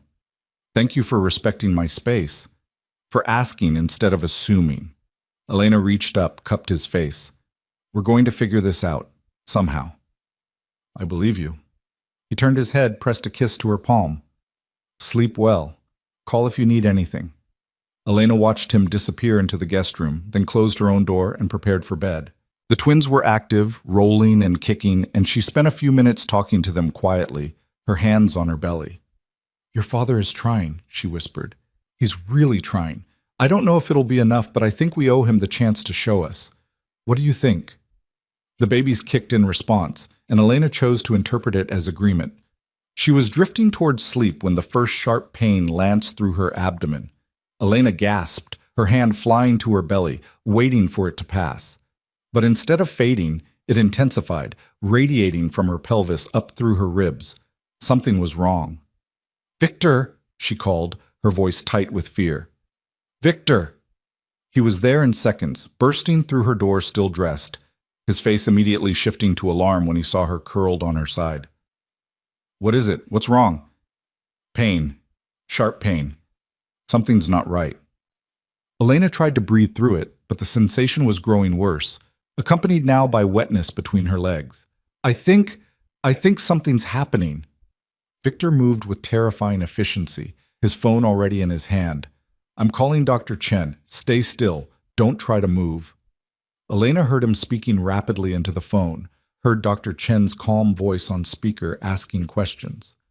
How long? How intense? Any bleeding? Yes, Victor said, his voice cracking slightly. There's blood. Not a lot, but it's there.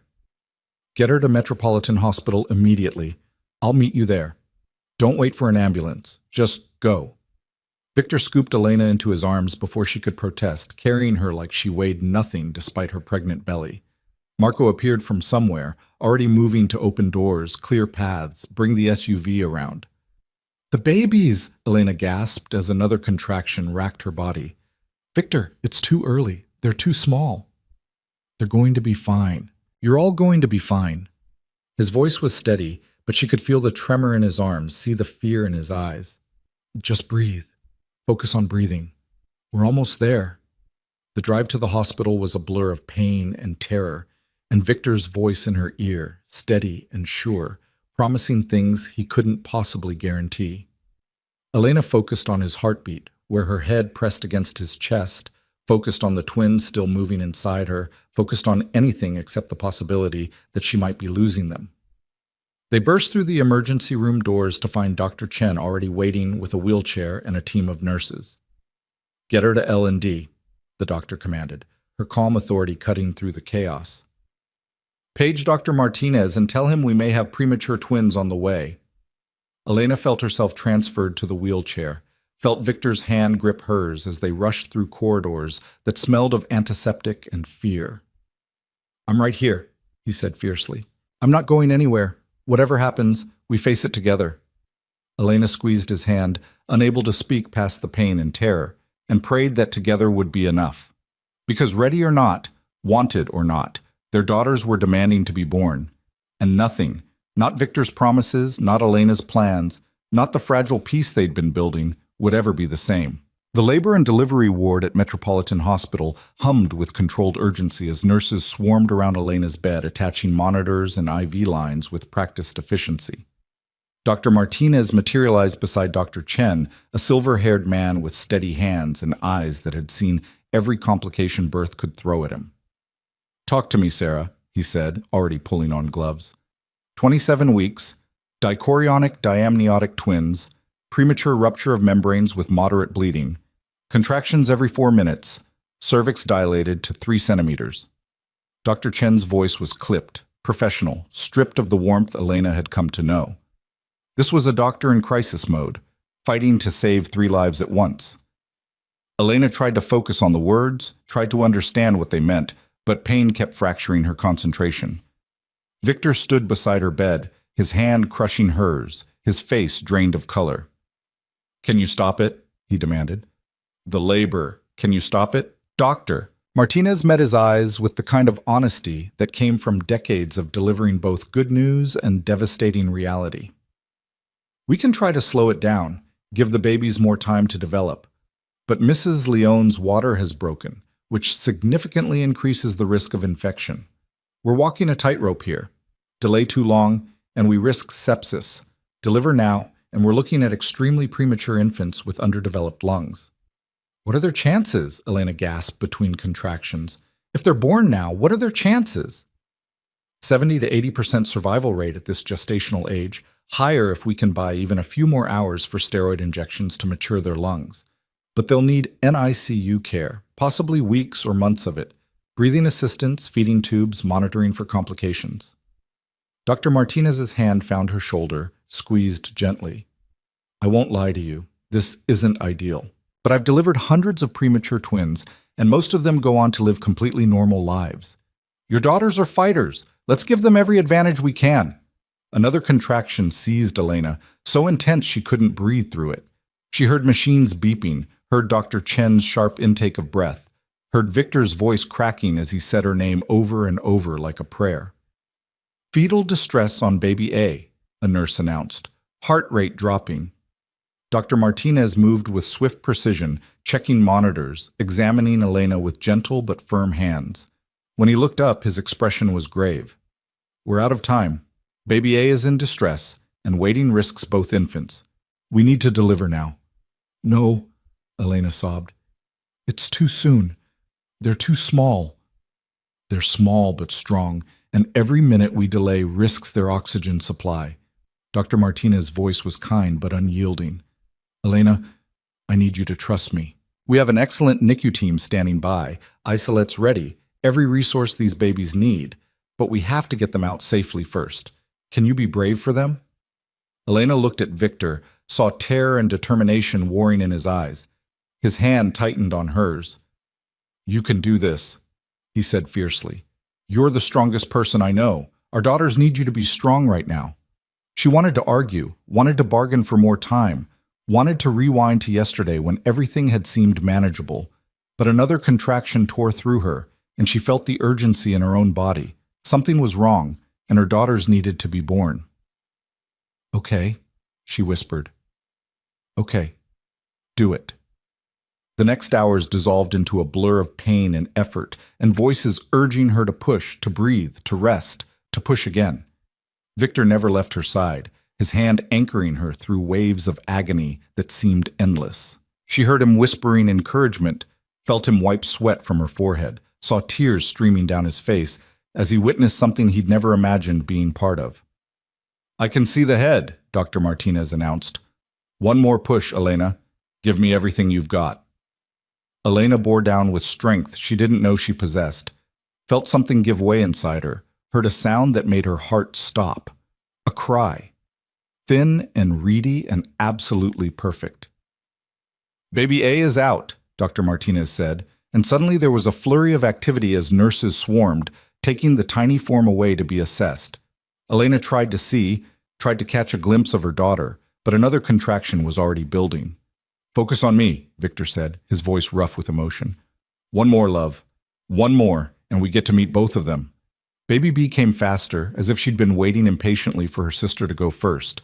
Elena felt the rush of relief as the second infant emerged, heard another cry join the first, stronger this time, more indignant. Then the world went fuzzy around the edges. She's hemorrhaging, someone said, and Elena felt hands pressing on her abdomen, felt warmth spreading beneath her, felt Victor's grip on her hand become almost painful. Stay with me, he commanded, his voice cutting through the fog. Elena, look at me. Stay with me. She tried. She really tried, but exhaustion was pulling her under, and the last thing she remembered before darkness claimed her was Victor's face above hers, transformed by fear into something raw and broken. Elena woke to the steady beep of monitors and the antiseptic smell of hospital. Her body felt hollowed out, emptied, as if everything essential had been removed and not quite replaced. For a moment, she couldn't remember why she was here, why her abdomen ached with surgical precision. Then memory flooded back and she gasped, her hand flying to her stomach. They're alive! Victor's voice came from beside the bed, hoarse and exhausted. Both of them. They're in the NICU, but they're alive. Elena turned her head, found him sitting in a chair pulled close to her bedside, looking like he'd aged a decade overnight. His clothes were rumpled, his hair disheveled, and his eyes were red-rimmed with sleeplessness and tears. What happened? Why don't I remember? You hemorrhaged after the second delivery. They had to take you to surgery, stop the bleeding.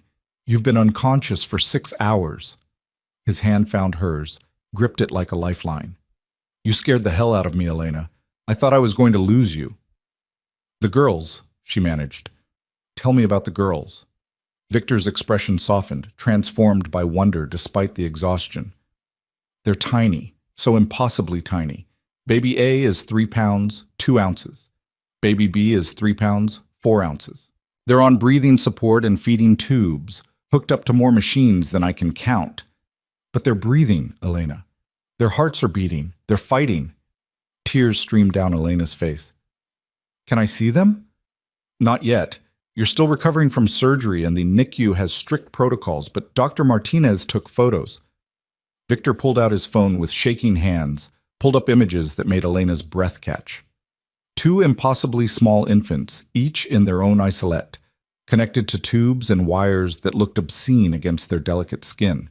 But their tiny faces were perfect. Miniature features that were somehow both Victor's and Elena's, blended into something entirely new. "They're beautiful," Elena whispered. "They're the most beautiful things I've ever seen. They have your nose, and I think baby A has my stubborn chin." Victor's thumb traced over the screen, his voice breaking. "The nurses let me hold baby B for 2 minutes after you went into surgery. She fit in my hands, Elena. Her entire body fit in my hands, and she looked up at me with these ancient eyes, like she was trying to figure out who I was. And I fell apart. Stood there in the NICU holding my daughter and cried like a child because nothing in my entire life prepared me for how it would feel to love someone that much that quickly." Elena squeezed his hand, unable to speak past the emotion clogging her throat. Victor set down the phone and moved closer, his free hand smoothing hair back from her forehead. "I'm sorry," he said quietly. "I'm sorry I wasn't there for the pregnancy. Sorry you had to do so much of this alone. Sorry that my world brought danger to you and our daughters. If I could go back and do everything differently, we can't go back. We can only move forward." Elena managed a weak smile. "And right now, forward means figuring out how to be parents to 2 premature infants who need us more than we've ever been needed. I don't know how to do this. I don't know how to be a father to children this fragile, this vulnerable. Neither do I. But we'll learn. Together." Elena pulled his hand to her lips, kissed his knuckles. "What are we going to name them?" Victor's eyes widened. "You want me to help choose?" "They're your daughters too. Of course I want your input." He was quiet for a moment, considering. "I've been thinking about that, actually. During the hours you were in surgery, I sat in the NICU and looked at them and tried to imagine what names would fit. Baby A, the one who came first, she's a leader. She went into the world first, showed her sister it was safe. I was thinking maybe Sophia. It means wisdom." "Sophia," Elena repeated, testing it. "Sophia Leone. I like it. And baby B, she's fierce. She came out fighting, cried louder, grabbed my finger and wouldn't let go when I held her. I thought maybe Isabella. It means devoted to something higher than yourself." Sophia and Isabella. Elena felt fresh tears sliding down her temples. "They're perfect, Victor. They're absolutely perfect." Just like their mother. They sat in silence for a while, Elena drifting in and out of consciousness, Victor maintaining his vigil beside her bed. When Dr. Chen came to check on her progress, she found them both asleep, hands still linked across the hospital blankets. "He hasn't left your side since you came out of surgery," the doctor said softly when Elena woke. "Hasn't eaten, hasn't taken calls. Marco had to physically drag him to the bathroom. I've never seen Victor Leone look vulnerable before. It's quite remarkable." "How long before I can see them? The twins?" "We'll get you in a wheelchair this evening if your vitals stay stable. The NICU allows parents unlimited access, but you'll need to be strong enough to scrub in and follow protocols." Dr. Chen checked Elena's incision, nodded with satisfaction. "You're healing well. The hemorrhage was scary, but we got it under control. You'll need to take it easy for a few weeks. No lifting anything heavier than your babies, but you should make a full recovery." "And the girls? Really, how are they doing?" Dr. Chen's expression grew serious. "They're doing as well as we can expect for 27 weekers. Both are on CPAP machines for breathing support, which is normal. They're getting nutrition through feeding tubes until they're strong enough to nurse. The next 72 hours are critical. We're watching for any complications, any signs of infection, or organ distress. But Elena, they're strong. Their APGAR scores were better than expected. Their systems are all functioning, and they're responding well to treatment." Dr. Martinez is cautiously optimistic. "What does that mean in real terms? How long will they be here?" "Probably 8 to 10 weeks minimum, possibly longer depending on their development. Premature babies need to reach certain milestones before they can go home. Breathing on their own, maintaining body temperature, feeding consistently. But many preemies go on to develop completely normally. You're giving them everything they need to thrive." After Dr. Chen left, Victor returned with coffee for himself and ice chips for Elena, who wasn't allowed food yet. He settled back into his chair, looking slightly more human after washing his face. Marco says the press got wind of the birth, he said quietly. Someone leaked it to page 6. We're going to need to make a statement soon. Control the narrative before it gets out of hand. Elena tensed. I don't want our daughters turned into tabloid fodder. Neither do I. But we can't prevent coverage entirely, not given who I am, who we are. What we can do is release a simple statement. Elena Leone and Victor Leone are pleased to announce the birth of their twin daughters, Sophia and Isabella. The babies were born premature and are receiving excellent care at Metropolitan Hospital's NICU. The family requests privacy during this time. You said Elena Leone, not Elena Ward. Victor met her eyes. You're the mother of my children. That makes you family, whether we're married or not, unless you object to using the name. Elena considered, then shook her head slowly. I don't object. For them, I'll be Elena Leone again. It'll make things simpler legally, medically. But Victor, that doesn't mean... I know, it doesn't mean we're back together. Doesn't mean you're agreeing to anything beyond co-parenting. I understand. His hand found hers again. But Elena, I want you to know that I'm going to fight for us. I'm going to prove every day that I can be the partner you need, the father our daughters deserve. I'm going to earn back your trust, even if it takes years. Because this, he gestured between them, toward the NICU where their daughters fought for every breath. This is worth fighting for. One day at a time, Elena said softly. Let's just take it one day at a time. That evening, Dr. Chen wheeled Elena down to the NICU, Victor walking beside them with his hand on her shoulder. The unit was hushed, filled with the gentle hum of machines and the quiet movements of nurses tending their tiny charges. When they reached the isolates containing Sophia and Isabella, Elena's breath caught all over again. They were so small, so impossibly fragile.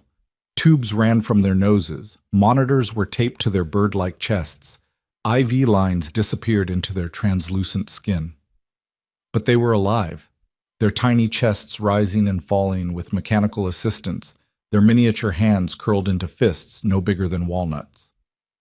You can touch them through the ports, a nurse explained gently. They respond well to parental contact. It's called kangaroo care. Skin-to-skin contact helps regulate their temperature and heartbeat, promotes bonding. Elena slipped her hands through the openings in Sophia's isolette, her fingers finding impossibly soft skin. The baby's eyes were closed, her features relaxed in sleep, despite all the medical intervention surrounding her. Hi, baby girl, Elena whispered. Hi, Sophia. It's Mama. You did so good, sweetheart. You're so strong. Sophia's tiny hand moved, fingers flexing as if reaching for something.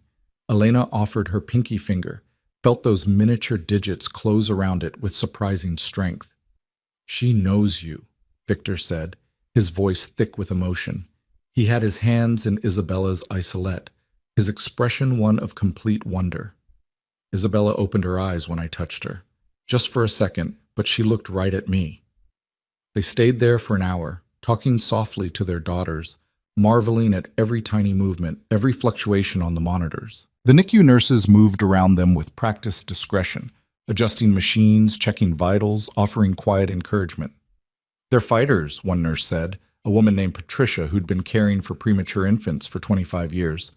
I can always tell which babies have that extra spark, that determination to live. Your girls have it. They're going to do just fine. Over the following days, Elena and Victor fell into a rhythm dictated by hospital visiting hours and their daughter's needs. Elena recovered from surgery in a private room that Victor had arranged, her incision healing cleanly despite the trauma. Victor slept in a chair beside her bed, refusing to leave even when she insisted he go home for proper rest. I'm not missing a moment, he said stubbornly. Not one single moment of this. They spent hours in the NICU, learning to change tiny diapers and take temperatures and speak the language of monitors and medication schedules. They watched nurses demonstrate how to hold the girls for skin-to-skin contact, how to position feeding tubes, how to recognize signs of distress. Sophia, the smaller twin, proved to be a quiet fighter. She slept peacefully between breathing treatments, her tiny face serene, her progress steady, if slow. Isabella, true to her name's meaning, was devoted to making her presence known. She pulled at her tubes, fussed during diaper changes, opened her eyes with increasing frequency to stare at her parents with ancient wisdom. "She's going to be trouble," Victor said fondly, his fingers stroking Isabella's impossibly small hand. "She's going to be the one questioning every rule, pushing every boundary. And Sophia will be the one carefully considering all angles before making her move," Elena added, watching her quieter daughter sleep. "They're going to balance each other perfectly." On the fifth day, Dr. Martinez pulled them aside for an update. "The girls are doing remarkably well. Both are off CPAP and breathing on their own with minimal oxygen support. They're tolerating small amounts of breast milk through their feeding tubes. If this progress continues, we might be looking at discharge in 6 to 8 weeks instead of 10. "They're really going to be okay?" Elena asked, hardly daring to believe it. "Barring any unexpected complications, yes. They're defying the odds, these two. Strong genes." Dr. Martinez smiled at Victor. "Must run in the family." That night, Elena was finally cleared to be discharged. Victor had arranged for them to stay in a suite at a hotel across from the hospital, close enough to respond immediately if needed, but comfortable enough to actually rest. The suite was beautiful, a full kitchen, separate bedroom, and sitting area with windows overlooking the city. But what made Elena's throat tighten was the nursery Victor had set up in one corner. 2 bassinets waited empty, dressed in soft linens, ready for the day their daughters could come home. "I know it's premature," Victor said, following her gaze. "They might not be discharged for weeks, but I wanted to have it ready. Wanted to have something to visualize while we wait." Elena moved to the bassinets, running her hand over the smooth wood. "It's perfect. They're perfect. This whole impossible situation is somehow perfect." Victor came up behind her, his hand settling on her shoulders. "I want to make this permanent, Elena. Not just the co-parenting, not just the careful peace we've been building. I want us. I want to be a family. You, me, Sophia, Isabella. I want to wake up every morning knowing we're facing the world together." Elena turned to face him, saw vulnerability and hope warring in his expression. "Victor, I know I don't deserve it. I know I damaged your trust in ways that might be irreparable. But watching you give birth to our daughters, watching you fight through surgery and recovery, seeing you become a mother right before my eyes, it's made me understand what I was too blind to see before. You're not someone to be controlled or protected or managed. You're my equal, my partner. The other half of something I didn't know was incomplete until I met you." "People don't change overnight," Elena said softly. "And you've spent 42 years being a certain kind of man. I can't just trust that 6 days in a NICU has transformed you completely. I'm not asking you to trust me completely. I'm asking you to let me earn it back. Let me prove every day through action, not words, that I've learned, that I'm learning, that I'm willing to fail and get up and try again until I become the man you and our daughters deserve." Victor took her hands, held them between his own. "Move in with me. Not to the mansion. I'll sell it if you want. We'll buy something together, something we choose as partners. We'll raise Sophia and Isabella as a team, make every decision together, build a life that has room for both of us without either of us disappearing into the other." Elena looked into his eyes and saw sincerity there, but also the awareness of his own limitations. He wasn't promising perfection. He was promising effort. Maybe that was enough. "Okay," she whispered. "Okay." But Victor, the moment it starts feeling like before, the moment control becomes more important than partnership. You tell me. You call me on it. And I adjust. We adjust. He pulled her close, careful of her healing incision. "I'm going to spend the rest of my life being worthy of you. That's a promise I will never break." They stood together in the quiet suite, holding each other, imagining the future that waited across the street in 2 tiny isolettes. It wouldn't be easy. There would be setbacks and challenges and moments when old patterns tried to reassert themselves. But for the first time since that rain-soaked crosswalk, Elena felt something like certainty. They could do this. They could be partners and parents, and possibly, eventually, even lovers again. One day at a time. One choice at a time. One breath at a time, just like their daughters were learning to do. 6 weeks later, on a bright December morning, Dr. Martinez signed discharge papers for both Sophia and Isabella Leon. They'd grown. Sophia now weighed 5 pounds even. Isabella, a robust 5 pounds, 6 ounces.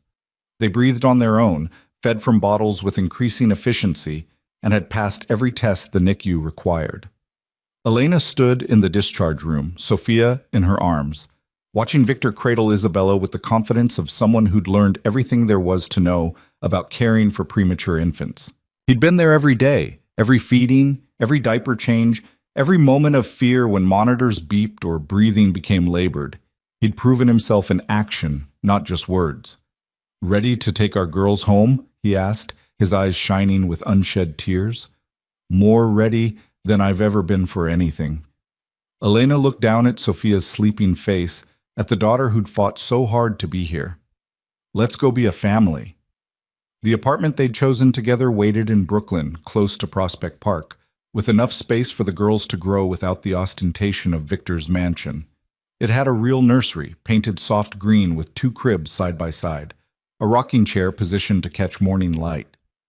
Marco helped carry car seats and diaper bags, his normally stern face transformed by the kind of smile reserved for babies who'd survived impossible odds. Patricia, their favorite NICU nurse, had sent them home with detailed care instructions and her personal phone number for emergencies. As they drove through the city, Elena looked at Victor in the front seat, then at her sleeping daughters in their car seats beside her.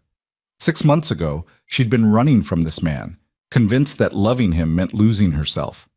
Now she was choosing him every day, choosing partnership over isolation, choosing to believe that people could transform if they wanted it badly enough. "What are you thinking?" Victor asked, catching her eye in the rearview mirror. "That we did the impossible. We created something beautiful from something broken. We're going to be okay, aren't we?" "Better than okay." His hand reached back, found hers. "We're going to be extraordinary. Because we have you and Sophia and Isabella. Because we chose each other even when it was hard. Because love, real love, isn't about control or possession. It's about growth and choice and showing up every day ready to do the work." Elena squeezed his hand, felt the truth of it settle into her bones. They were going to be okay. Better than okay. They were going to be a family, forged through fear and separation, and 2 tiny lives that demanded they become better than they'd ever been. And when they carried their daughters through the threshold of their new home, when they laid Sophia and Isabella in their cribs and stood together watching them sleep, Elena knew with absolute certainty that this messy, complicated, hard-won love was worth every moment of struggle.